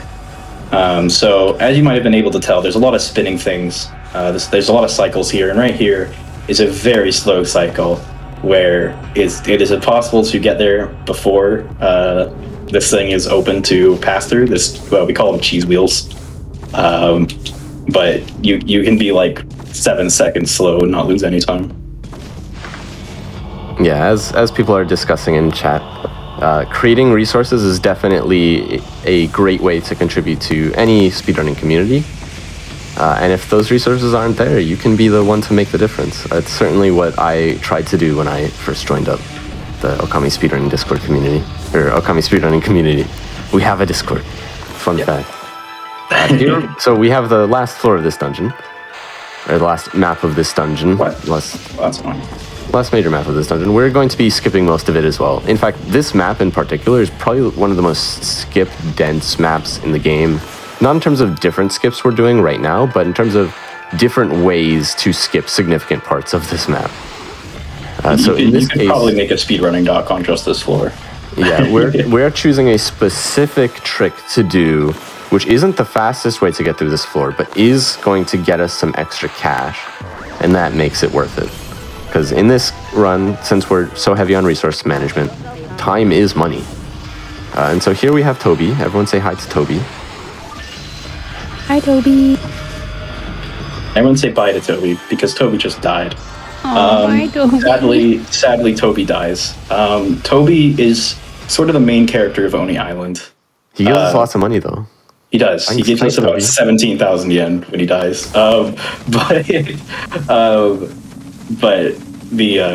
We skipped. He's supposed to have 7 different races, but we just skipped.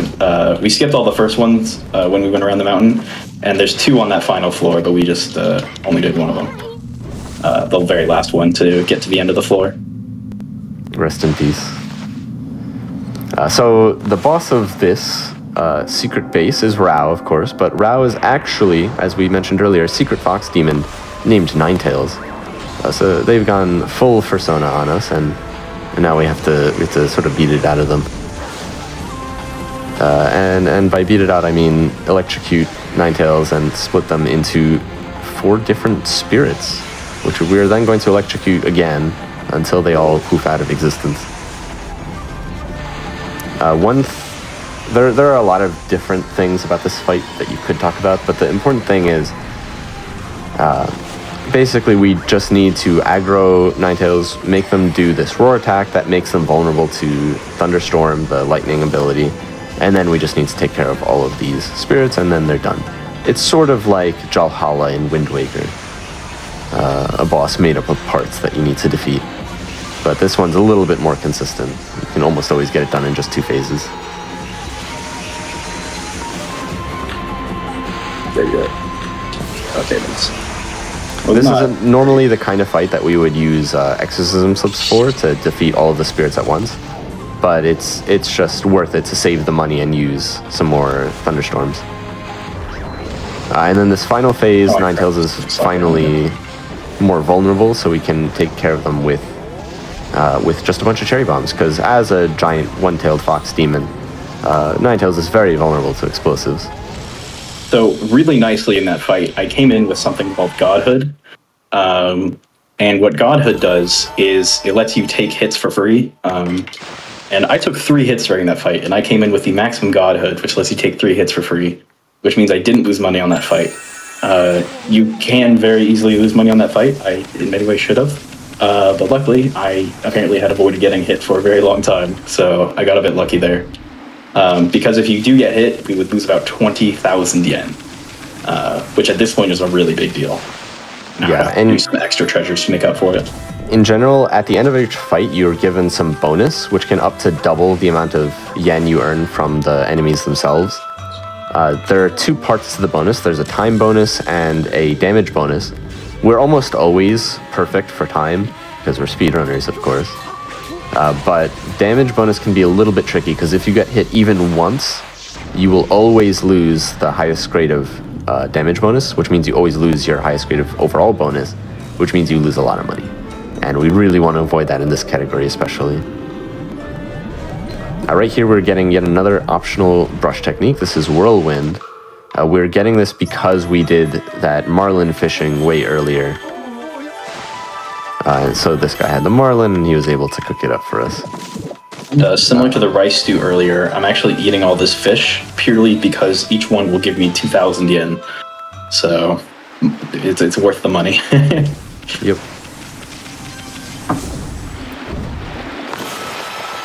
Unfortunately, this is one of the brush techniques that's almost completely useless.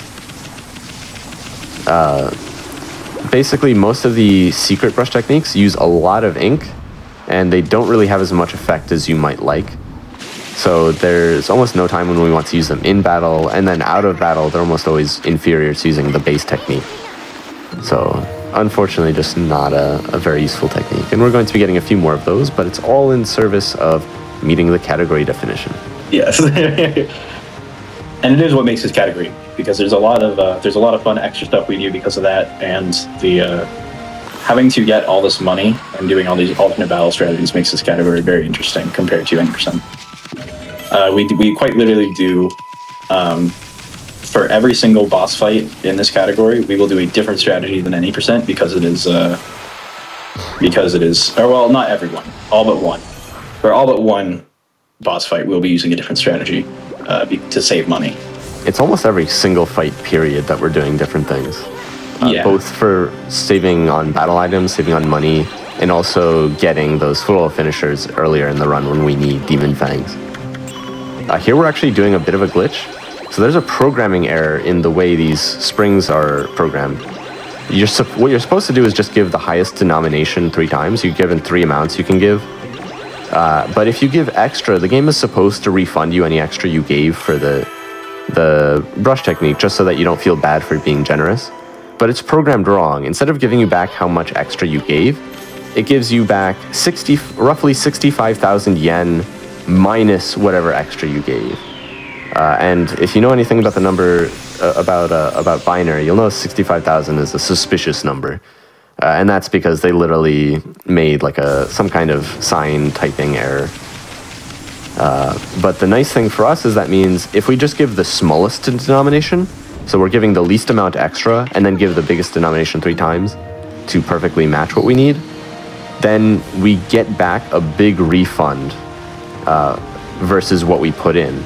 And that can actually save us a ton of money overall on these brush techniques, especially on the ones with smaller costs, because the denominations are based on the total cost of the technique.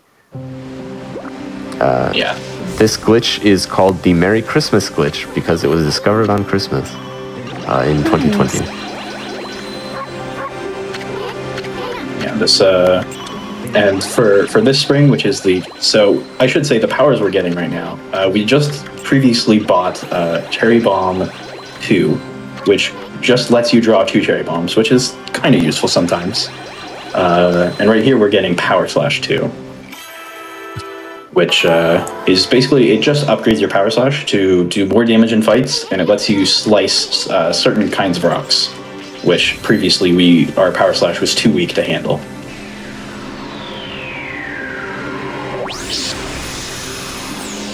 Yeah, so Cherry Bomb 2 is sort of like if you had a PlayStation and then you bought a second PlayStation. Not very useful. Yeah. Power Slash 2 is like if you had a PlayStation and then you bought a PlayStation 2. It's a little bit more powerful, a little bit more oomph. So it is actually kind of useful. Here we're dying. Yeah, we're drowning. And that's because the game is... the islands aren't really considered stable ground. Orca is, but not the islands. And so because of that, if we drown, the game will respawn us at the origin, which is just the shore. And so that's just the fastest way to get back to shore. Yeah, a little bit faster than riding on Orca all the way back here. Just a small little death warp, which is something you rarely see in this particular game because of how the death mechanics work.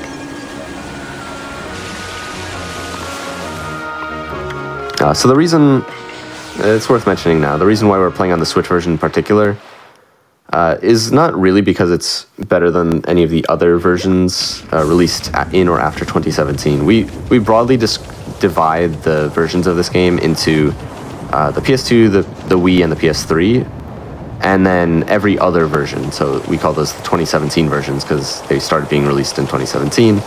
That is the PS4, the Xbox One, the PC, and the Switch version. All of those versions, the 2017 versions, have more or less the same mechanics, the same glitches that are very similar, but they differ slightly in control scheme.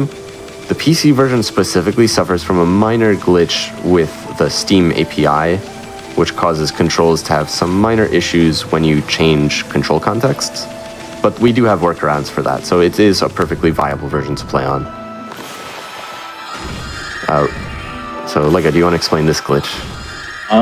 So earlier when we went into the sunken ship, we did a clip out of bounds, and that clip out of bounds is actually pretty lenient, but this one is not.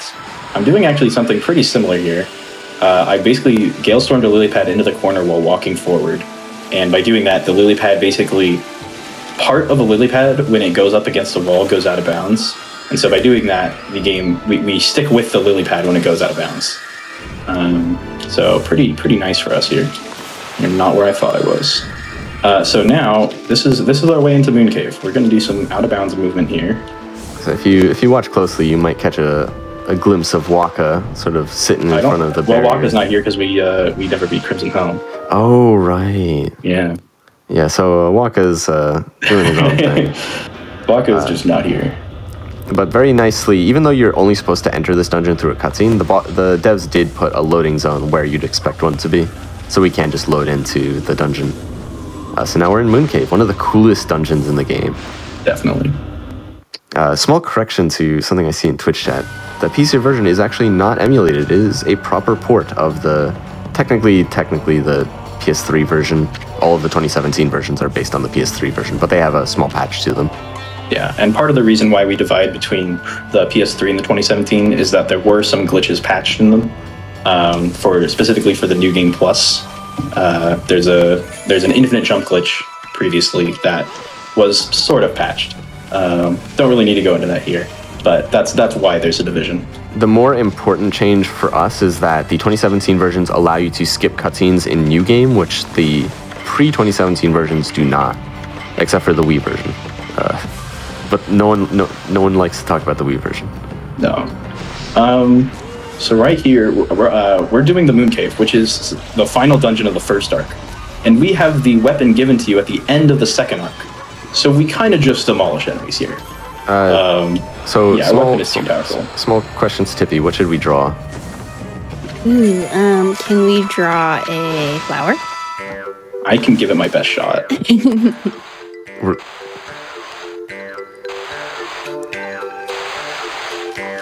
Aw, you're doing so great. So nice work. That was beautiful. we got ourselves a nice flower. That was actually pretty good. So this is our disguise, because perfect. The imps around here, all the imps have this mask on with a symbol on it. I think it's a kanji. It's a katakana representing the first katakana in the Iroha, which is an old Japanese poem, classical Japanese poem. Well, for our disguise, we just needed to draw anything on there at all, and they just think we're an imp now. So, we got in. That's what matters. Before we were barred entrance for not being an imp, but now with our mask, we have become an imp. Perfect. A fun fact, when you're drawing on the mask there, it is actually Isun's brush, not Amaterasu's. You can tell based on the model. They have different models. So we're immediately doing a skip here. Yeah. Moon Cave is kind of broken. There's a lot of stuff that is just they didn't realize quite what you could do. So right there, I used that vine to get up to the second floor early, and I didn't even need double jump to actually reach that vine. You can use that vine with single jump as well, and just skip part of the dungeon immediately. There's going to be quite a few things that we do here which are not supposed to be done.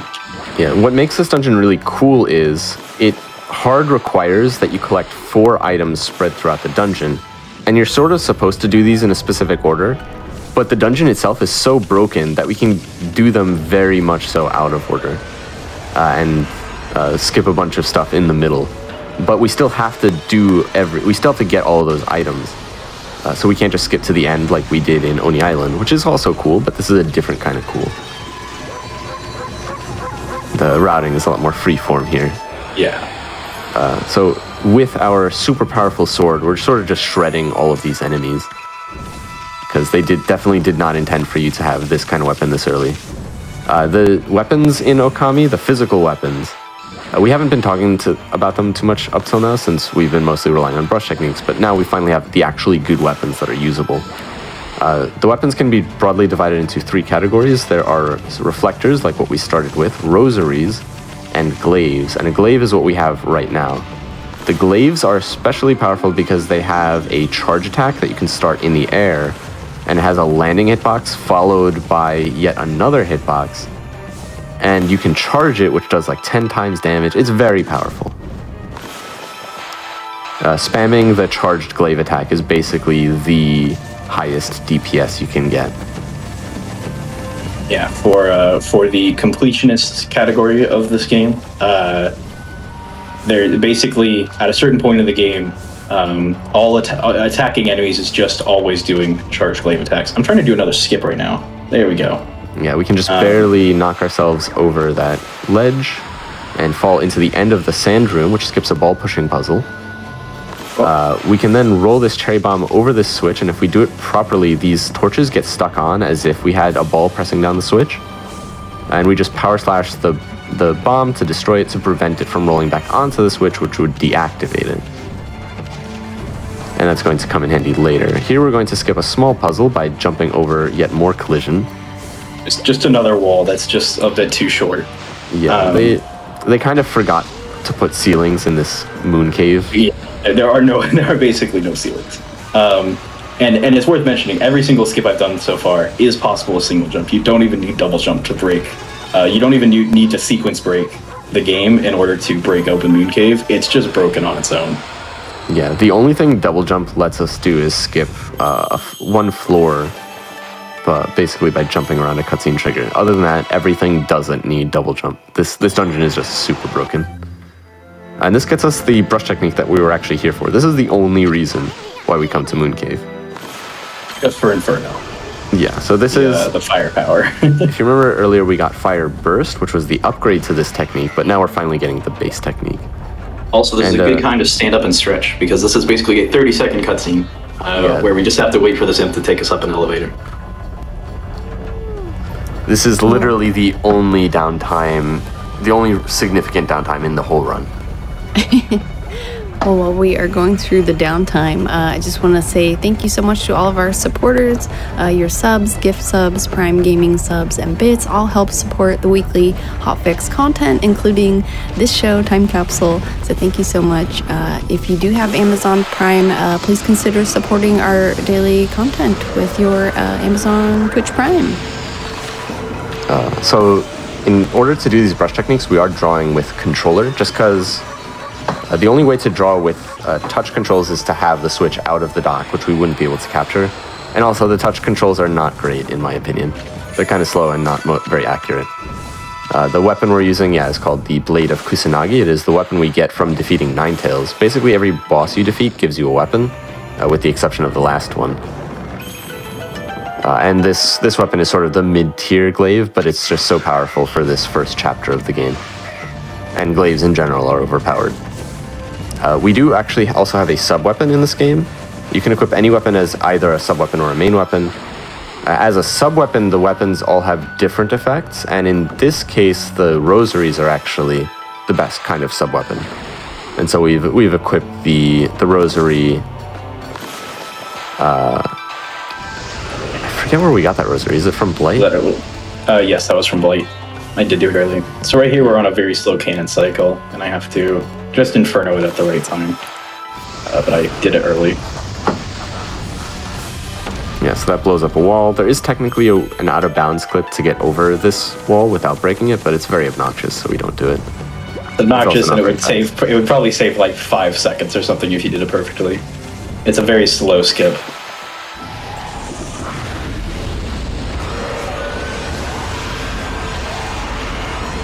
But yeah, as you see here, can just demolish every enemy. It's pretty funny, really. Jump attacks are really powerful, but just doing grounded attacks on these can actually be even faster. That was interesting.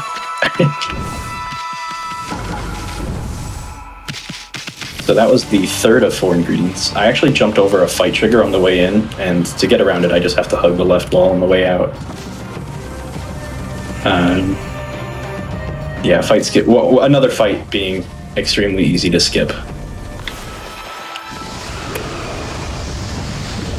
Right here, we're going to do this final demon gate for the final demon fang. Or not demon fang, ingredient. Oh, did we get good spawns? No, we didn't. In this case, we're actually abusing one enemy as a source of fire to defeat the other enemy quickly.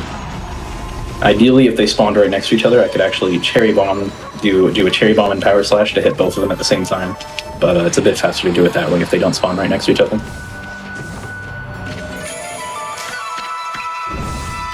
And right here is going to be the skip that does require double jump.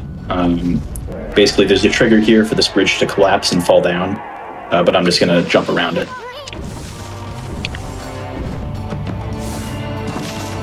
That trick is fairly easy, but I always get worried I'm going to mess it up because it's so easy, but also like it's easy, but also it's easy to mess up, and failing it would just make me sad. But I didn't fail it, so we're all good.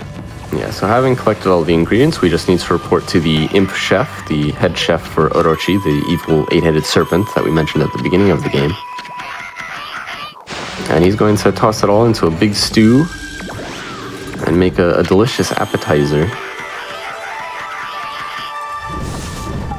And that is the purpose of this dungeon, basically collecting ingredients for this guy, just so that he'll call down the elevator to send up the appetizers so that we can reach Orochi's room. And to do that, we are going to have to smack this bell 10 times. Which we're going to do 8 times, so which we're going to do with a combination of power slash and air tackles. Yeah, 8 times, 1 for each head. Big ol' Hydra. What do you think that is? I don't know. They don't even show it in, like, Orochi's already eaten it by the time you get up there, so who knows what it is.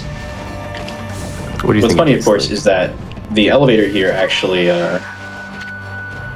we can't actually ride the elevator with the food. That would be too conspicuous. So we just ask the guy nicely after he takes them up. He's just nice enough to let us go.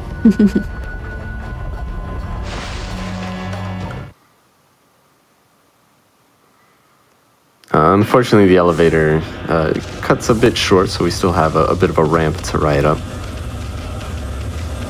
There's another small bit of downtime.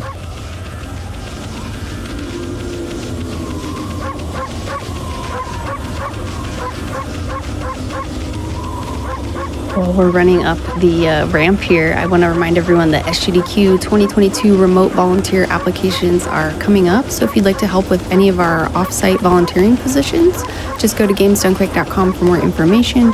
And also registration is open until May 23rd. So be sure to register if you will be attending our live event in Minnesota this summer. Yeah, so immediately what LEGO did there is spam the sub-rosary, which is sort of a long-range shotgun, like a machine gun attack, and that just triggers a cutscene because Orochi's supposed to be invincible. So as soon as you hit it, it gives a cutscene. Now we're sort of manipulating things to progress through these next cutscenes as soon as possible. The Orochi fight is sort of made up of a ton of cutscenes to teach you how to fight the boss, because it's kind of contrived. And by moving in certain ways or manipulating the heads to act in certain ways. Each head is basically its own enemy, and then as soon as we've progressed through these cutscenes, what we're going to do is a pretty complicated manipulation. We're going to activate the Earth head, cause it to slam, and then that allows us to activate multiple heads at once, which are not normally allowed to do. So you get multiple to roar at once. We then use water spout on the sake in the sort of the dishes here, and we water spout that to all the roaring heads. And the requirement for passing this phase is to get 3 heads, each drunk twice. And so we just repeat the cycle again, very smoothly. Managing all of this is very difficult. There's a lot of moving parts here. Yeah, there's a reason I'm not talking too much right now. This is really easy to mess up this fight. This is Orochi's by far the hardest fight in the game. Yes, and then for the second phase, we are going to be collectively defeating all 8 heads. We're going to be using the charged glaive to smack each head as it does an attack. And this is pretty tight on timing. Like that. Yeah, if you mess it up, you're going to have to wait for another attack. What? I do not know how that didn't hit, actually. It is pretty easy to die here. Yeah, I have holy bones, so I guess I'll use that. Yeah, that's convenient. This is not great. Do I still have... Okay, I do still have Seal Fist Sake. I am just messing this up pretty badly right now. It's okay if this gets messed up, because we do have a backup. Yes. Well, it's not really a backup. You actually need to just barely to defeat each head in one, so we should still be good here as long as they don't make any more crucial mistakes. Meanwhile, there's fire randomly falling from the ceiling, which can interrupt things. Like that. This is probably one of the worst Orochi fights I've had in a long time. Okay, please last long enough. Oh, okay, just barely. Whew. I had to space that so I wouldn't get hit by the fire, too. Right, so that was very tight. This is by far, like, there's so many moving parts to the Orochi fight to make sure things go right. Yeah, that was definitely not a great one. Ideally you just smack each one in turn and it goes smoothly, but sometimes the hit detection isn't quite right, or you're not standing in quite the right spot for it to work. So just how it goes. So Susanoo gets to be the hero here. He gets one more QTE where he completely obliterates Orochi. See him annihilate every head except the last one. Yeah, because that's in a cutscene. We get to skip cutscenes. Yep. So it's almost impossible to avoid getting hit during the Orochi fight. So we do, unfortunately, we are routing in. We route in expecting to get hit during that fight. Also, if you were paying very, very close attention there, you might have noticed a cutscene that took us to Himiko's throne room. Basically, that cutscene's supposed to be a premonition for the second arc of the game, because we just finished up the first arc just now. But the game is then supposed to give you a premonition cutscene in Himiko's palace, but it just loads the map. It just loads the whole map. And because we already went to Himiko's palace and we kind of got Himiko a little bit killed, she's just dead for that cutscene, which is kind of funny. I also just used Mistwarp here to, basically, there's a festival after you defeat Orochi, and to leave, normally you have to beg Isum to allow you to go. Because he wants to party. But you're not supposed to have Mistwarp yet, so the game just, there's nothing stopping you from just using Mistwarp and leaving. While we are in Shinshu Field, we're going to take the opportunity to talk to this guy here. This is Ida. Ida's a mailman, and he's very fast. He's basically the running man. And he is part of a side quest that you could sort of do in multiple parts across the playthrough, but we're going to do all at once by just using Sunrise and Crescent to force the days to pass between each race.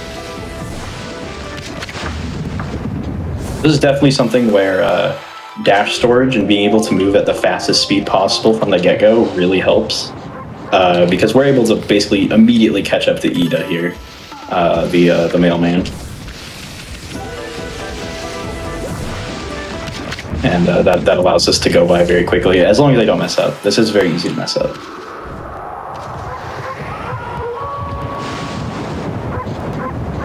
He is kind of a speedrunner. He's a little bit of a speedrunner. Just a little bit of speedrunning. That was a perfect Ida, so I am very happy with that. Yeah, very nice. So in exchange for defeating him 3 times, Ida gives us the Gimmick Gear, which is a key item. It's basically a MacGuffin. We're going to exchange it for another brush technique later. Yeah, he's kind of a cool dude.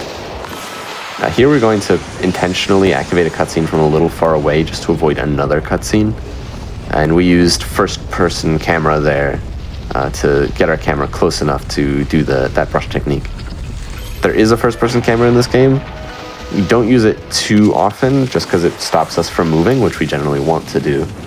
But in some cases, getting the camera to the right place fast is more important than getting Ami to the right place fast. And this lets us finally start the 3rd arc of the game. So we sort of mixed together arcs 1 and 2 and did them staggered in a very unintended way. But now we're finally getting to the 3rd arc, and we have a lot more. There's nothing else to mix it with, so that definitely means we're going to be playing all of the 3rd arc of the game. Yeah. Because that's just how it goes.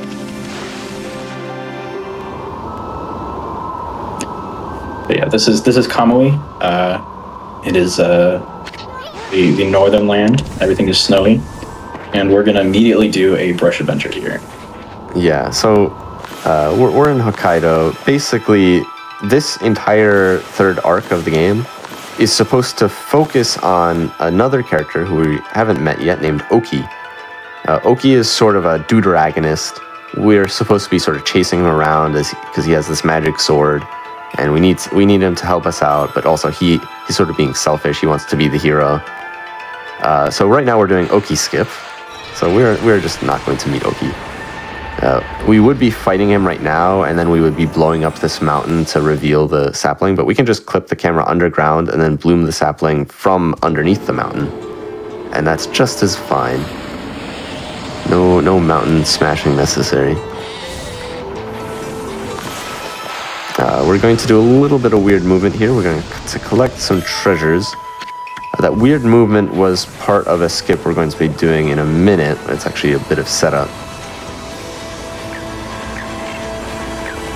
Yeah, we're first actually going to go over here because now we've reached the end part of the game, and there's still 2 more powers we need to buy, and we really need a lot of money. So we're going to be going very far out of our way to get every treasure in Kamui, because the treasure here is just worth so much more than before. So to meet the yen requirements, we're going to be really going out of our way, like right here, where we would not normally ever head over there, but we went over there because I think that's about 45,000 yen that we just got. Yeah, the Kamui is just loaded, basically. Yeah, so right here I'm doing a skip. This bypasses a fight trigger with an igloo turtle, which is a bit of a slow enemy to fight. Yeah, so that vine, activating that vine, making it available to use, sort of requires that weird movement that we did right when we loaded into Kamui after blooming the sapling. Now we're finally selling pretty much everything we've accumulated, because we need to make sure we have enough money for Cherry Bomb 3. Yep. If you thought having 2 PlayStations was completely useless, get ready to have 3 of them. Now you can be a cherry bomb collector.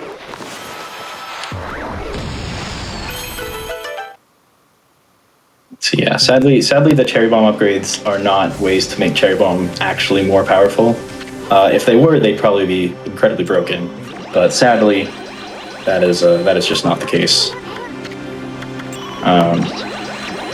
This yen requirement is actually a really hard one to make, specifically because we still want to do the Merry Christmas glitch here, which requires an extra 25,000 yen in order to make a profit of 15,000, which is worth it, but it does make it a little bit harder to meet that requirement. Yeah, if you want to remember the math here, it's 65,000 minus whatever extra you put in. So we put in 25,000 extra, which means we get 40,000 back, but because we had to pay 25,000 extra to get that 40,000 extra, our net savings is only 15k. But yeah, this is a great run for nerds. I am a math major, so it's only fitting. Yeah, we literally have a big spreadsheet full of every extra way of getting money in the entire game, along with the exact amount of seconds it takes, and then we have them all rated on efficiency. And so we cross out the ones that aren't efficient, and we've narrowed it down. We know exactly what's going on. Yeah, and whenever there's new stuff found that allows us to skip something, we rather nicely don't have to put in too much work to actually know what is the best thing to replace money with, because it's all just in a huge spreadsheet. That's honestly incredible. Yeah, it's there's a lot of stuff, and often, making whenever there are big routing changes for this, it generally takes actually quite a long time to finish making a new route, just because of that. Yeah, one big consideration with this is that a lot of tricks that would save a lot of time in any percent don't save nearly as much time in this category, not only because we have extra stuff to do, but because often when you skip something, you are also skipping, for example, a source of money or a source of praise, and replacing those things costs time, because time is money. So things just become a lot less worthwhile. And one thing in particular that we didn't do is a trick called half blue skip, which lets us do, basically it lets us skip the Spider Queen and lets us do pseudo ruins later than intended. And normally that would be a pretty big time save. It would save around a minute and a half. But in this category, just not having the money from Spider Queen takes up so much extra time to get that money from other places that it isn't worth it anymore. So just a cool thing that you have to consider with this kind of category. Right here, this is Gen, and Gen is the person who wanted that gimmick gear from Ida. So we're gonna get the secondary power for Thunderstorm, which is I think it's just Thunderbolt. Yeah. And it is, once again, another secondary power, not actually very useful, but it does look cool. And somehow that teeny little gear we had was the missing piece for Gen's entire machine. That was the one thing he was missing, was a teeny little gear.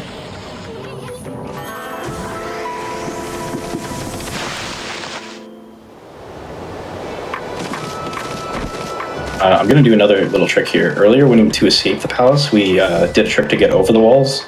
Well, this trick also just lets us jump right over the walls so we don't have to walk through the front entrance. Yeah, those palace guards are not doing a great job at the moment. Yeah, we can kind of just skirt around them any way we want. Yeah, so Himiko had a bad case of the getting attacked by an evil fox spirititis. So they erected a monument in her honor, and by washing all of the big stones back there, we get another brush technique. This one's called Deluge, and it's useless. And right there, I once again bypassed the guards, because the guards are just, it's slow to go through the front. Better to just go over it. Walls are merely time loss. Exactly. You can apply the same thing in real life. Unfortunately, the legal system is a bit harder to circumvent than the sequence breaking in this game. So I don't recommend skipping through walls in real life. Yes. So that was just a little bit of backtracking to get some secondary powers that opened up after we defeated Ninetales on Oni Island. But now we're finally in the third arc, and we're just, so far we've actually just been progressing the third arc, mostly like normal. But now we're in Webkir, which is sort of the home of the Owina? Oh, I just forgot a treasure. I forgot this treasure a couple times ago too. So the Owina are kind of loaded, so we're going to steal their savings from right out of the front yard. Yeah, you shouldn't put your savings in your front yard in a chest where a dog can dig it right back up. Same thing applies to all sorts of things you don't want people to find. Do not bury them in a shallow ground where dogs can dig them up. Strong recommend. Now there's also some bears here. No, they're just chilling. Yeah, we're just stealing the bears' savings as well. But now we're going to do a trick. Yeah, there's a guy back there, another Owina, who's very angry with us. I don't know why. Basically, there's a big mountain here, and you know, the snowpack here is very thick, but it's very fluffy. Yeah, so we can just go right through it. Yeah, but the texture is just lifted off the collision here for some reason. But basically, we climbed up this mountain all to get over another invisible wall. And now, by doing that, we can just skirt around the edge of this mountain. Losing all my speed. To get behind this closed gate here. And then we can clip back in bounds and head on to the next area. And that skip saved like a minute. We still haven't actually skipped that much. We're intended to get here pretty soon. Yeah. All that skips is talking to a few different Owina to get the feel for what's actually going on in their village. But we don't have time for talking and hearing what people's problems are. Yeah. We're here to learn how to draw. And we're trying to learn as many ways as possible to draw. Collecting every single crayon. This is the 64 pack. Right down there on that ledge is actually that's where the hole into the shrine for the Divine Spring for Power Slash 3 is. But we don't have that much money right now, so we'll have to come back for that. That spring is the most expensive spring in the game, and it will cost us every last penny we got in order to get it. So there's someone's house here. We're just going to jump on top. We're going to get stuck on this vine that's going to pull us way up high. Hopefully we don't get stuck. Oh, we're good. Yeah, so that lets us get behind an invisible wall. There's this big gate here, and we can just clip right behind the gate and enter the loading zone. And this brings us to Waku Shrine, the final dungeon of the game. So if you know anything about this game, you'll know that skip, that very drab-looking skip, actually just skipped an entire, like a massive segment of gameplay. basically the equivalent of a whole dungeon, where we're supposed to like visit Isun's hometown and go back in time and defeat Orochi again. But in the past, it's really cool, but it's also really slow. So we skip all of that just by jumping over an invisible wall and getting into this dungeon a little early.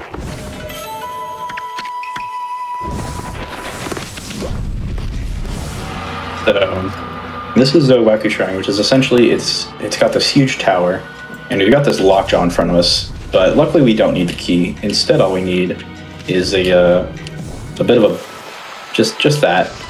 By melting this icicle from back there, it warps us right past the key, which is one of the easiest skips to do. There's a little bit of an issue with that. The way to get that key is to balance some scales in another room, and to balance those scales requires us to and balancing those scales, by not doing that when we go to fight the mid-boss of this dungeon, we will crash the game. So that's a bit sad. It'd be a real shame if our game crashed here. Yeah, so just keep that one in the back of your mind.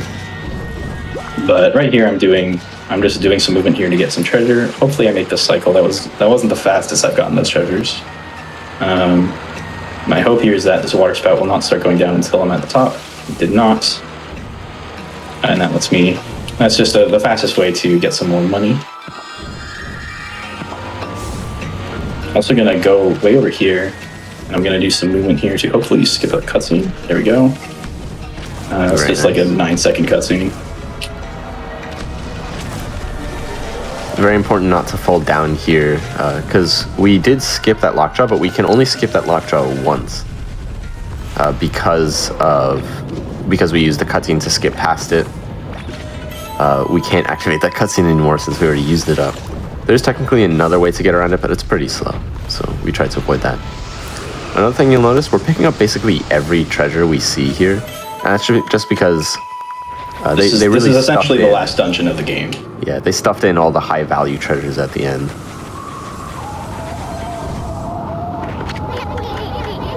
Oh, I skipped this.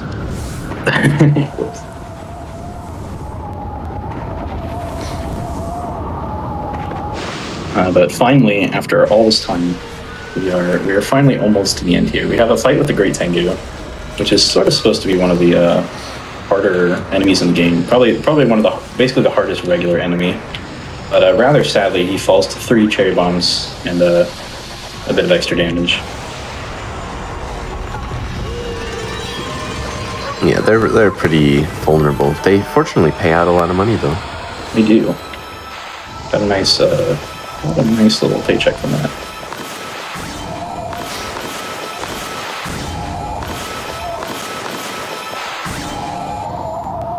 So this is just another puzzle. We're meant to go into like this little side cave to learn when we're supposed to slice those wheels. We're also meant to slow down time to make it easier to slice those wheels, but we already know the answer to the puzzle, and we can just use brush buffers to get to slice it at the right time instead of slowing down time and waiting. This gives us our final primary brush technique, a blizzard, basically water spout but for ice. It also gives us a secret brush technique that the game doesn't really tell you about called Snowstorm, which is also called, we also like to call it Snowflake. It basically lets you make ice anywhere by drawing a snowflake symbol. The snowflake symbol is famously extremely hard to actually make the game recognize, even for speedrunners. We don't really have a 100% consistent way of drawing it, we just have guidelines. But fortunately... So that was skip.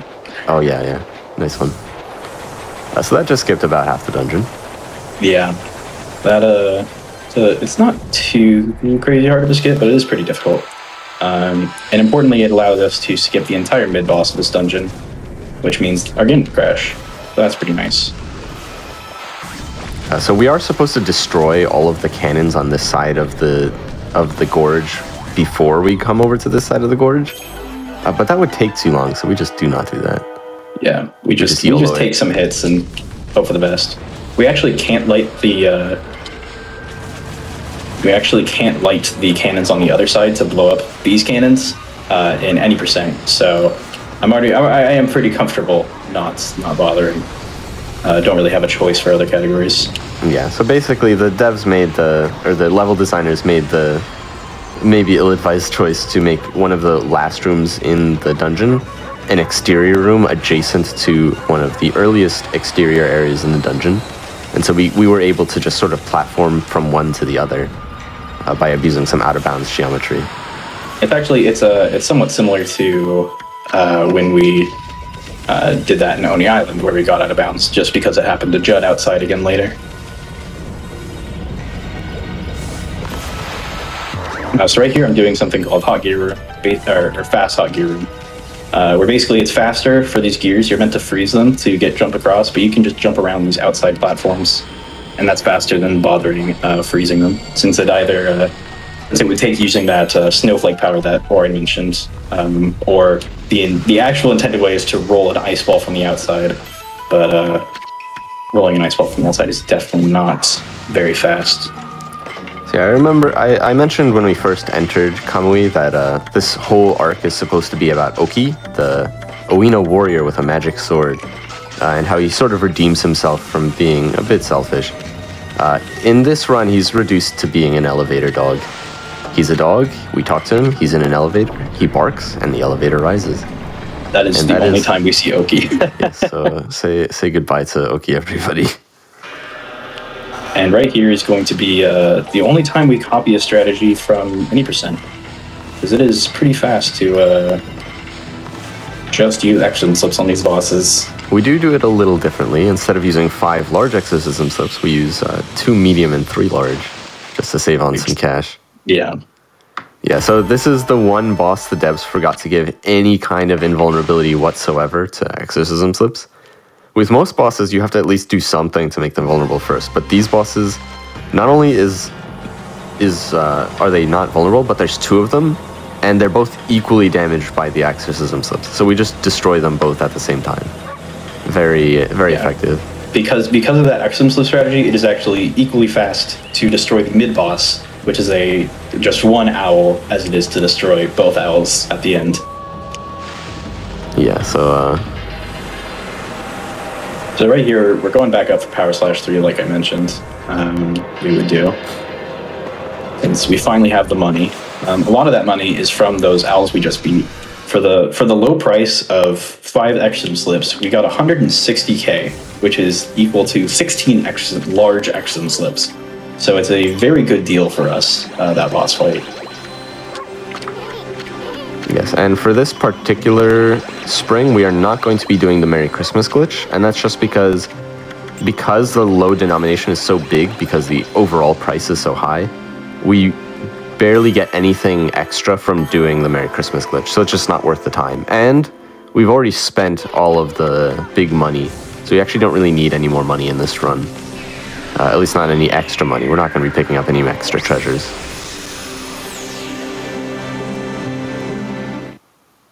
Definitely did. This is definitely. I have a larger surplus of money than I normally do at this point. I have 15k extra, and I only picked up 5,000 extra. So I guess I think this is the first time I've actually successfully not missed any money in a run. So that's nice. I think I've nearly always forgotten to pick up something at some point normally. Yeah, there's so many different specific treasures you have to pick up in this run, and they have changed over time as we make changes to the route. It's easy to forget something. We have actually data mined the location of every single treasure in the game as well. We have a site where we have taken pictures of the location of all of them. So if we ever did need to know where something specific was, like if during a run we forgot to get something and we needed a backup, we can always look up it on that site. I did not get it. Oh, okay. So there is a small skip you can do there, which is about 1 second, where you skip a little cutscene that you just saw. The downside is if you miss the skip, you fall down and you lose about 30 seconds. So a high risk, low reward. I'm not buying anything. This is all brushes. So that's the merchant here. So story-wise, we are now on the Arc of Yamato, which, for all intents and purposes, is like the source of all evil. Basically, lore-wise, these people came from the moon, and they brought with them a bunch of demons, and the demons took over, and all the moon people died. It's very sad. And actually, all the moon people we see on the ship are also, they're basically ghosts. I don't think the Celestials are moon people. I think the Ark is from the moon, Waka's from the moon. The Celestials are from the Celestial Plane, which is not the moon. Oh, okay. I'm mixing up things, but it's okay. That's just how it is. Speedrunners aren't well known for their knowledge of story. We did sort of take some editorial liberties with the story here. Not gonna lie. I mean, to be fair, from the very beginning, we skipped about 11 minutes of cutscene. So the game tends to take quite a lot at the beginning. Yeah, we definitely did give a bit of a Cliff Notes version. That's you dead? We are. How nice. All right, so we are at this point doing this is the Arc of Yamato is, for all intents and purposes, just a boss rush, where we refight all the main bosses of the game. That did throw it. Sometimes Ninetales will be randomly immune to the cherry bombs, which can be rather annoying. Another thing about this particular boss rush is that for most of the bosses, we're going to be standing in specific spots at the end of the fight. That is because there are blue warps or green warps that spawn. We don't want to stand inside the green warp. We want to stand just outside of it, because if we stand where the green warp spawns, it won't activate until we exit the warp and then come back in. And so we just want to stand right outside to begin with.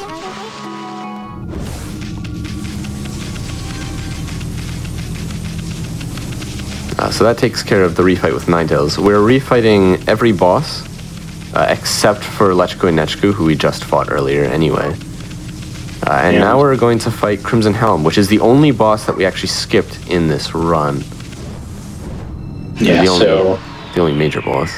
Yeah, so for major bosses in this run, that we in the 90% run, we actually would only do one refight here. The rest of them would all be new fights. But for us, however, I need to not mess up that. But for this category, we have to fight all but Crimson. Am I too slow? Nope, not quite. So right there, you just saw the power of Power Slash. Power Slash is very powerful because we upgraded it to Power Slash 3. And for basically these boss fights, normally during the 80% run, we would be mashing X's and slips on all these fights, and now we're just going to be slicing and dicing every boss. Sounds very powerful.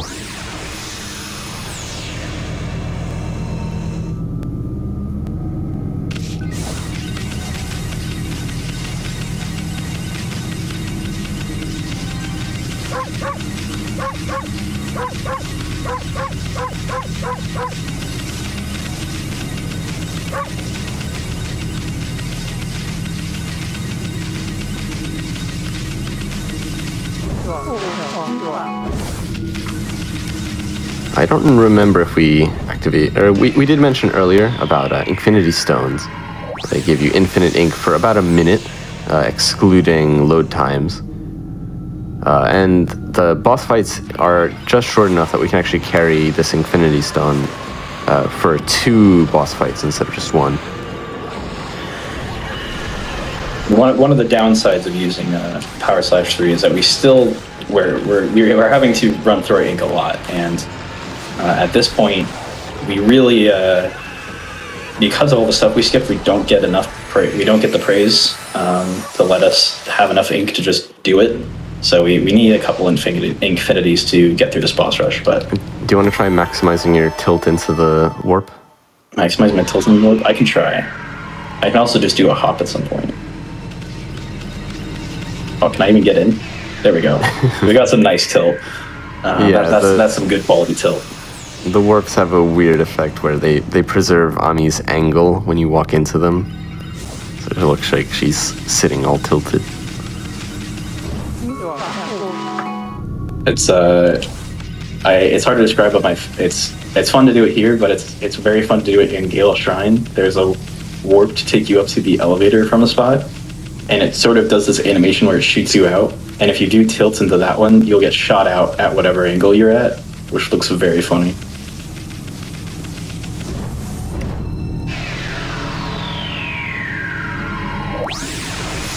This is also, I feel, a good time to mention that as long as I don't mess up anything at this point, which is, I shouldn't, this should be world record. That would be wonderful. Okay, so we have a refight with Orochi. This Orochi is the true Orochi, so he's a little bit stronger than the Orochi we fought in Mood Cave, but the nice thing is he doesn't have all those cutscenes. So we have a lot less to worry about, but it's still a tough fight. For the first phase, our strategy is going to be pretty similar to last time. We're going to be activating the Earth Head, aggroing the Poison and Light Heads, and then getting them all to roar at the same time.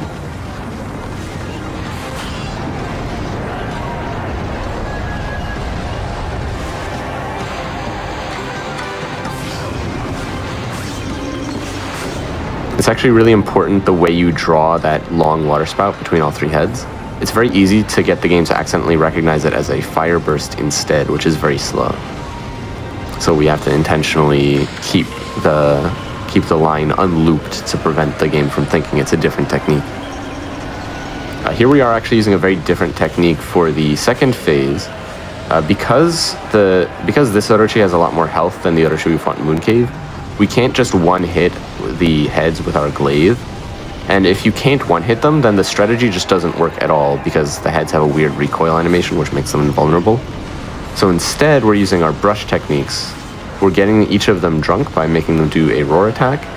And then as we're going by, we're trying to not only get one head drunk, but we're trying to damage the previous head just enough that it actually dies with the next water spout. So everything's super staggered. We're basically trying to take care of 3 heads at once, depending on how you think about it. Yeah, I'm basically worrying about 3 heads at the same time, which is difficult. Your positioning affects the attack that the next head does, and some attacks are faster than others. So we're trying to manipulate one head while getting the next head drunk while damaging the head before it. So that's 3 heads. And if you want to jump on Orochi's back there after this. I'll do it. Okay. If I can power slash. Oh my goodness. My power slash just wasn't working. I don't know why. That's very annoying because now, this seems to happen every time with this head if I don't do it. The heads will clip under the ground for some reason. Oh, I got hit by it. Oh my god, can I even get on top? I lost my speed. Alright, well, I didn't get on top. Oh well. Yeah, I got hit by the head as it fell there. You're allowed to climb on the back of Orochi, and if you do it as it's dying, then you get to stand in the invisible hole in the middle of the arena. Yeah. But then it just warps you out.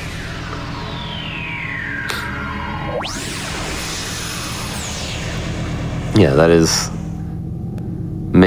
overall that was a good Orochi fight, I would say. Certainly a lot smoother than what you might see casually. Yes. That was still definitely not my best Orochi fight. Definitely a bit rough, but definitely still gets the job done. And we have It is very hard to keep consistent with a lot of these strategies. One more refight here. We have Blight, the little guy from the Emperor way back in Seon City.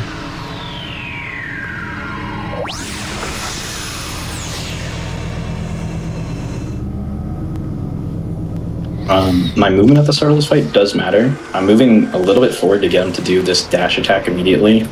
Otherwise he'll go through another attack first. And then rather than using cherry bombs, we can just use 3 power slashes and 2 regular hits. And all that combined is just enough to take him out. So Blight stays being a relatively simple boss to defeat.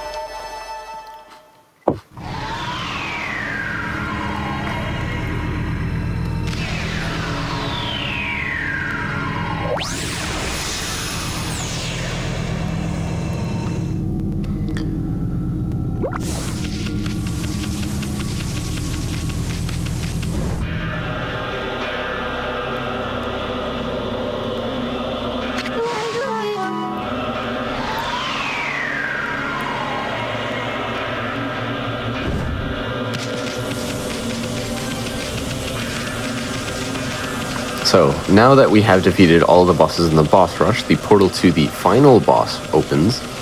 But rather than going straight into the final boss, we have something to use all of the rest of our money on.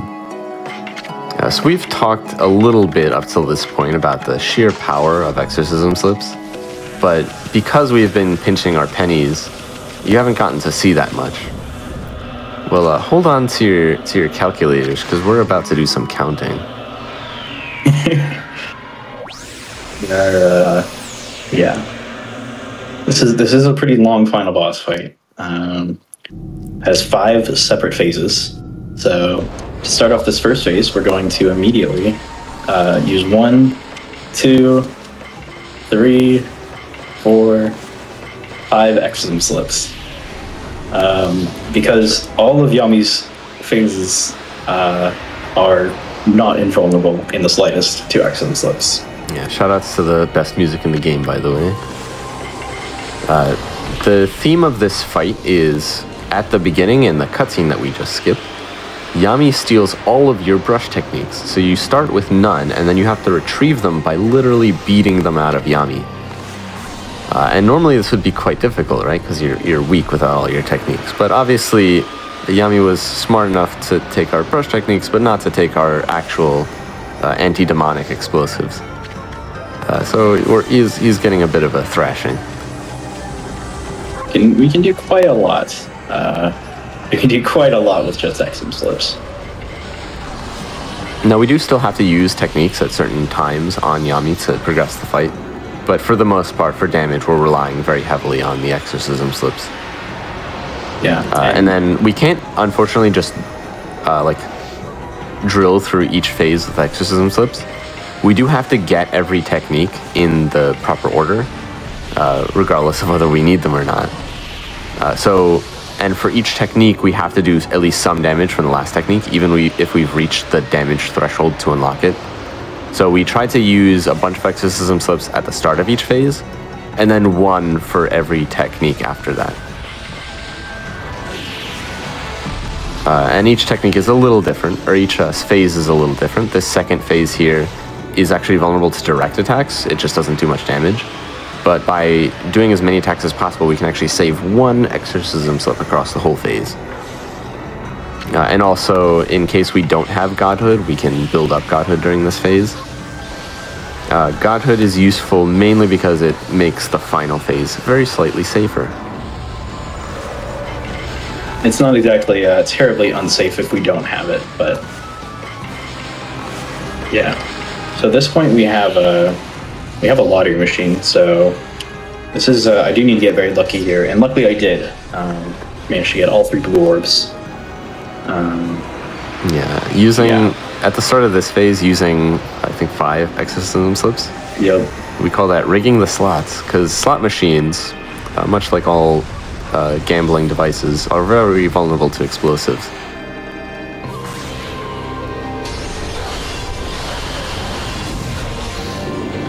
So yeah, as long as we have enough damage built up, we're guaranteed to get all 3 brush techniques. And that's easy to do.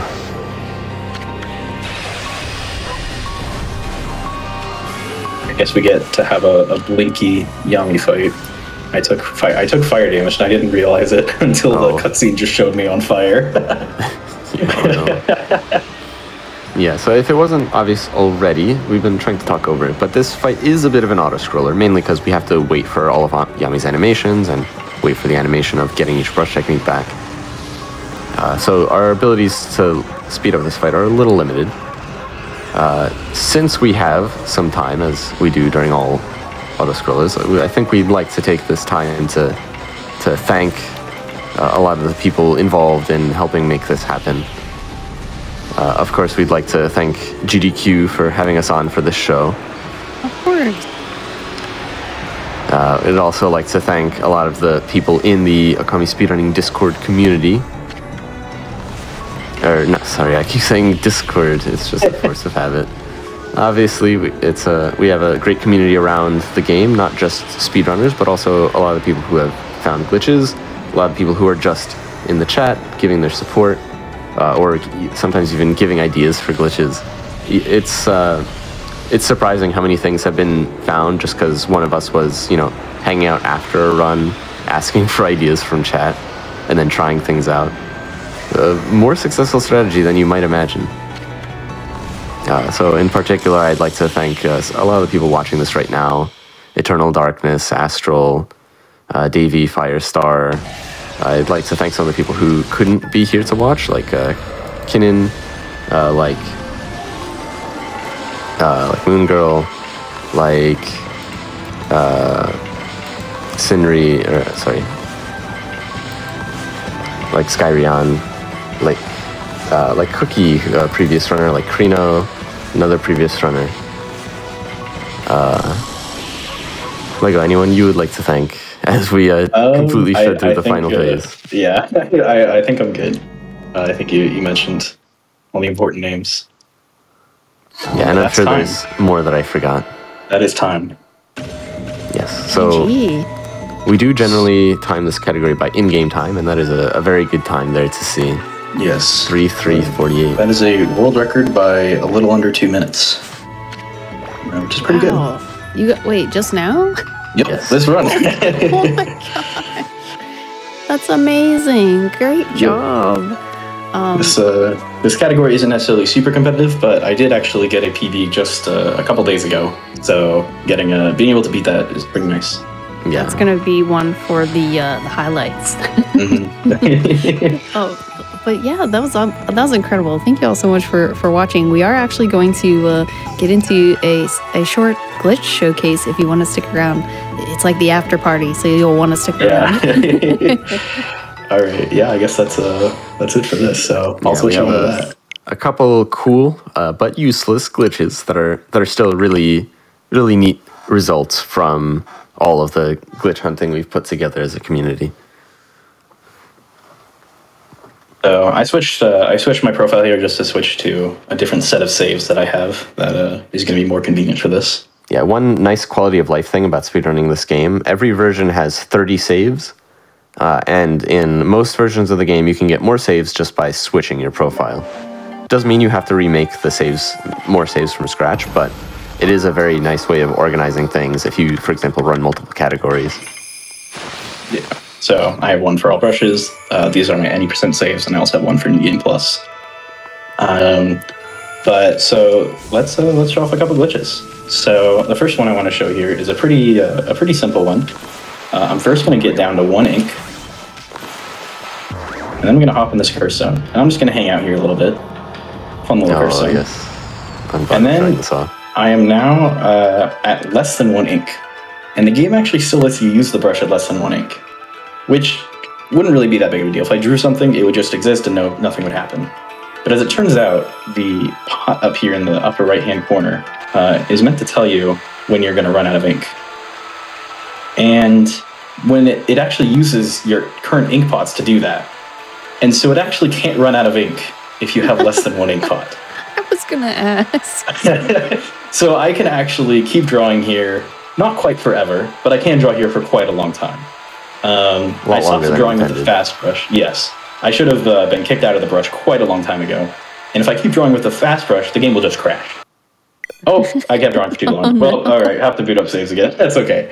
I thought drawing with slow brush would be fun, but apparently not. So that is a fun way you can crash the game. We call it I think the canvas ink overflow glitch. Yeah, something like that. There are ways to actually, if you only draw with the slow brush, the game won't crash. At all, and eventually the game will stop producing ink or the sound effect for putting down ink when you try to draw. It basically stops letting you draw at all, like it runs out of space to let you draw. It's pretty crazy. Yeah, the way this glitch was found was actually one of the few glitches that was discovered purely through reverse engineering.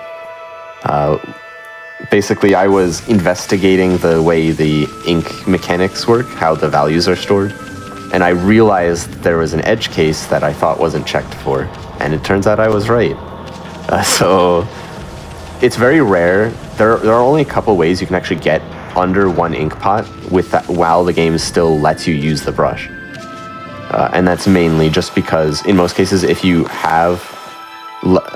use the brush with less than 2 full ink pots, the game will actually take away all of your ink. It'll make you inkless, and then distribute the remaining ink across 3 ink pots that lets you then recharge it. So I'm now going to show off another thing. So I'm going to activate this walking while talking that I actually did during the run, because it's just a nice skip. But now, while I have walking while talking, I'm going to try to make it all the way to... There we go. Yeah. So the first thing to show is this cutscene is a little glitched, and I actually can't skip it. Skipping it just restarts the cutscene, so I'm going to let it play out. This basically what happened is during walking while talking, I ran back to the fight that I skipped. And because of this, I believe the game is basically deloads all the textures and stuff from over here. But it also has some other unintended side effects. So right now, Ami's looking a little gray, which was not supposed to be, which is not normal. A little toasted marshmallow. Yeah, a little toasted marshmallow. Some potential photosensitivity warning for some of the things we're going to show. Yeah, I'll make sure to say something before we get to when it gets pretty bad, but good to put that out there now. One weird side effect that I actually learned really recently is if you go, so when I did that glitch, I actually didn't fill this pool with water, but it automatically added it anyway. So I can walk along the bottom of the pool, and for some reason I look normal under the water texture. If I go below, I turn back to gray, but the water texture turns me back to normal. And now, where am I going here? So I'm going down this area that we never actually went to normally, because we could just do that glitch to stop it. And now I'm going to get to show something else that's cool. So this is a cherry bomb wall. It's really hard to tell with the glitch textures, but this is a cherry bomb wall from the opposite side. And when I use the brush is very messed up. At the moment, the brush, basically everything turns black except for like highlights. So Ami here still has white highlights over her, and that bit of like cherry bomb light is still able to shine through. So I'm going to draw a cherry bomb, blow up this wall to get through from the opposite side. And now we're back over here. So this is where the definite sensitivity warning needs to come in. I'm going to enter the curse zone with this glitch, which will have some a lot of vibrate-y kind of stuff. So the curse zone is now red and blue. Very funky. It looks super funky. I have no clue why it looks like this. And if I use the brush, everything is white with this really thin black lines. So that's pretty funky. Oh, I that's okay. Because going into that curse zone didn't just show us some funky textures. It actually changed the brush textures. So now when I go to open the brush, everything is now black and white, which just looks super cool. So once again, no clue why it looks like this. But for some reason that has now messed with our brush texture. So I can go into the fight here. This is the fight that we skipped, and just fight a little bit and show what this looks like. It's very funky.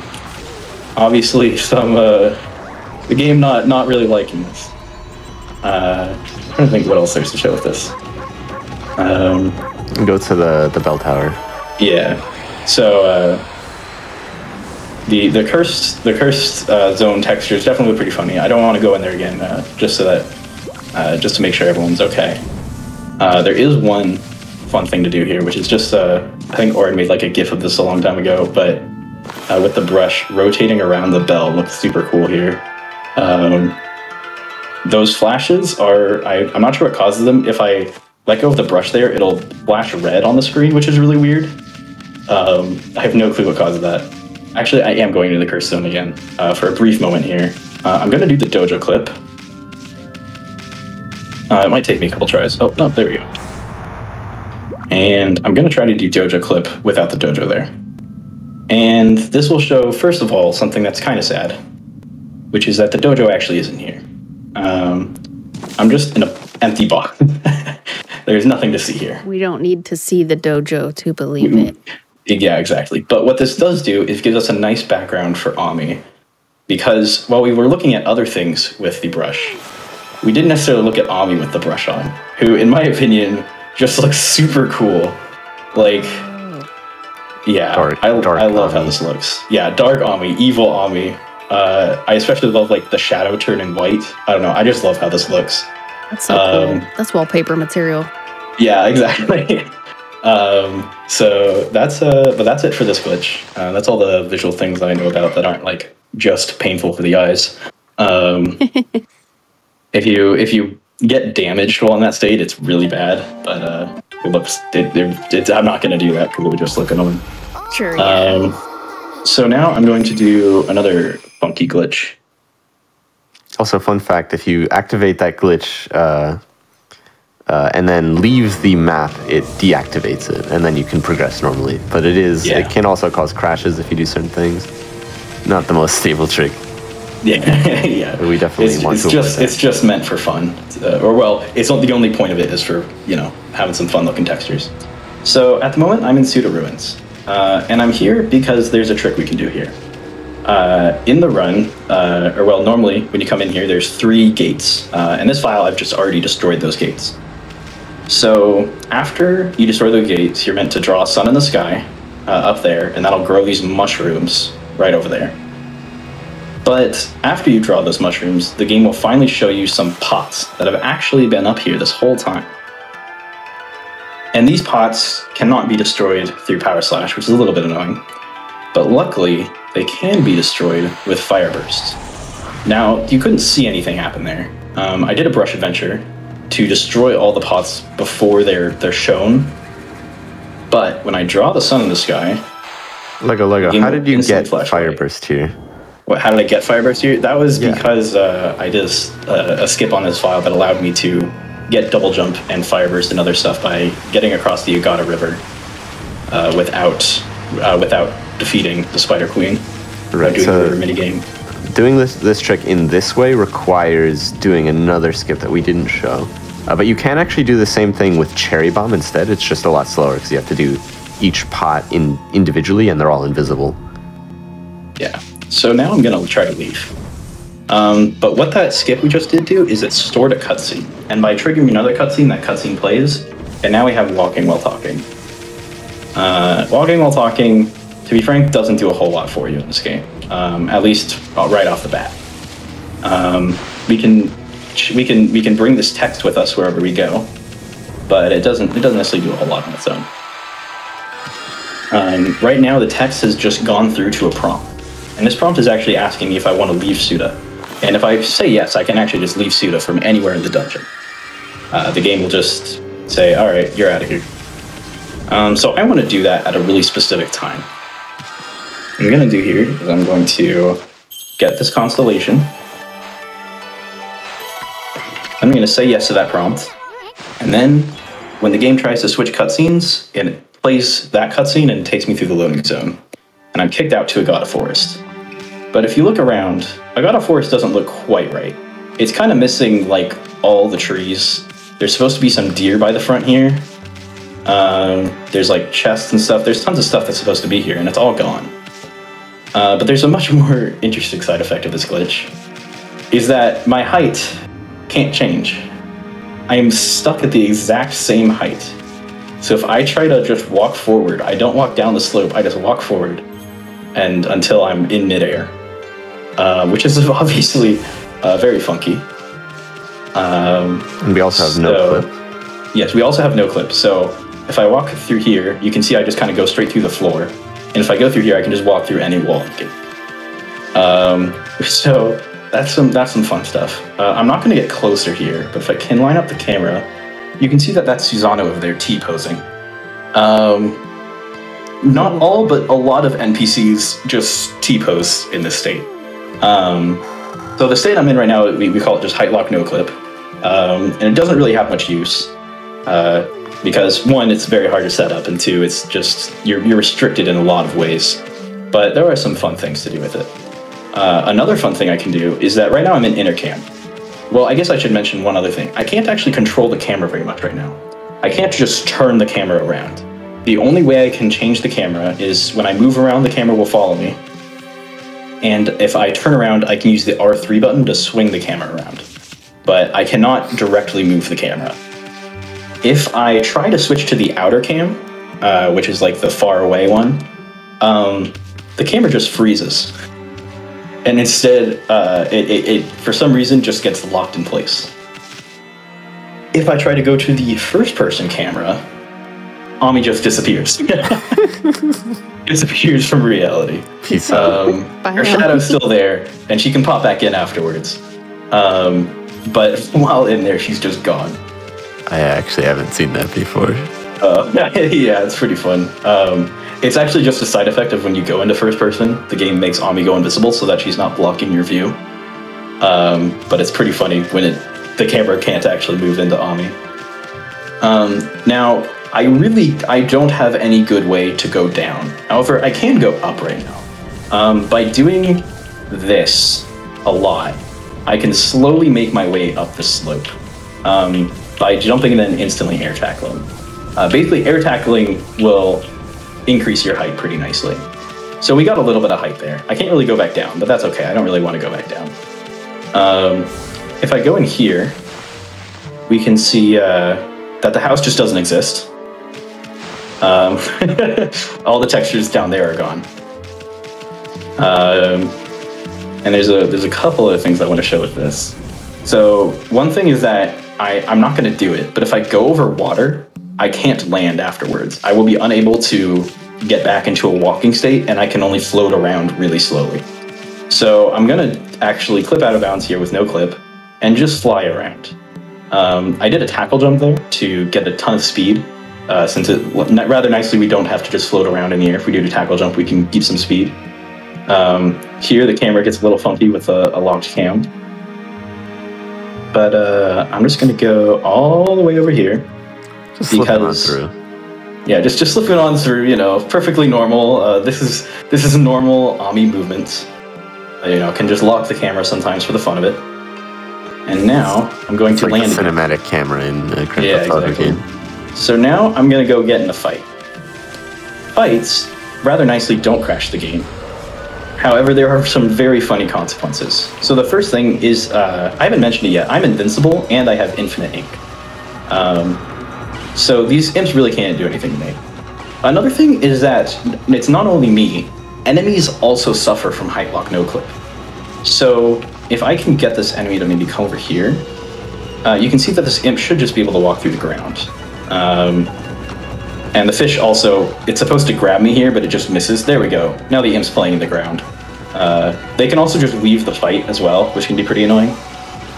But now I'm going to leave the fight just by walking out. And I'm going to walk back in, because if I walk in and I immediately attack them with Power Slash,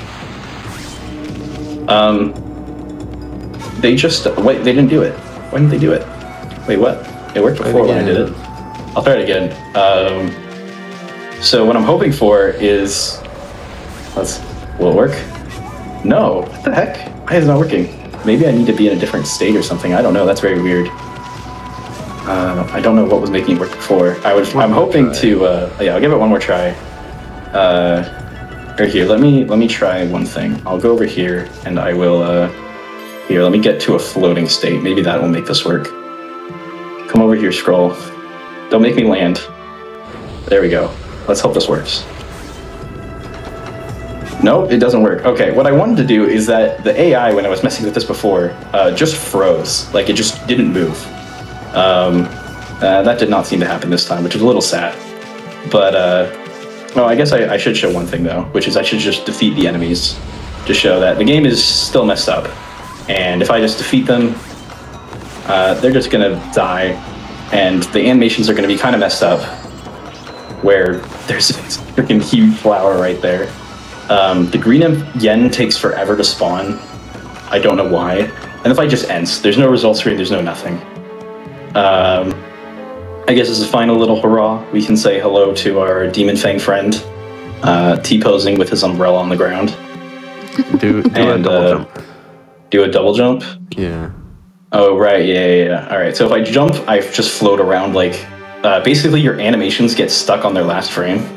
So if I ever do, if I ever jump or double jump, I'm just stuck in that last frame. So if I jump, I think it's the funniest, where Ami is just upside down, just floating around upside down. Oh my god.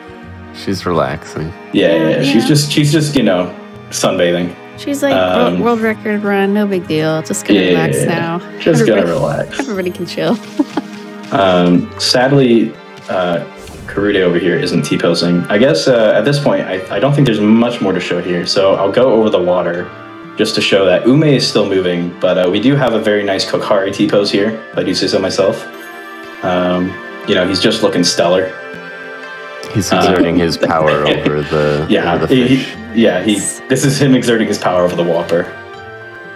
Ume is just there, wagging his tail. With the state of affairs. Yeah. But if you look on the ground, I actually don't have a shadow anymore. My shadow's just gone. And that's because I went over the water. The only way to get this back is if I can still go back to Suda Ruins, and that would give me my shadow back. But I think that's about it for what I wanted to show of this. And I think that's all I really wanted to show for the glitch showcase. Just some fun stuff. Okay, yeah, sure. So yeah. Well, thank you both so much for being here. I had a great time watching the run. Congrats on the world record. And if y'all stick around for the glitch showcase, thanks for that. I'm going to drop some links in the chat here. If you did enjoy the run, make sure you follow our runner, Lego, as well as our commentator. That was Alright. And I'm sure they would love to see you in their chats. That is going to wrap it up for tonight's episode of Time Capsule. So I have been your host, Smooth Operative. Thanks again for being here. You can join us tomorrow. We will have the bargain bin followed by speedruns from the crypt, and that all starts at 7 p.m. Eastern. So thanks, everybody. We'll see you later. Have a nice one. Thank you for having us. Have a good day. Of course.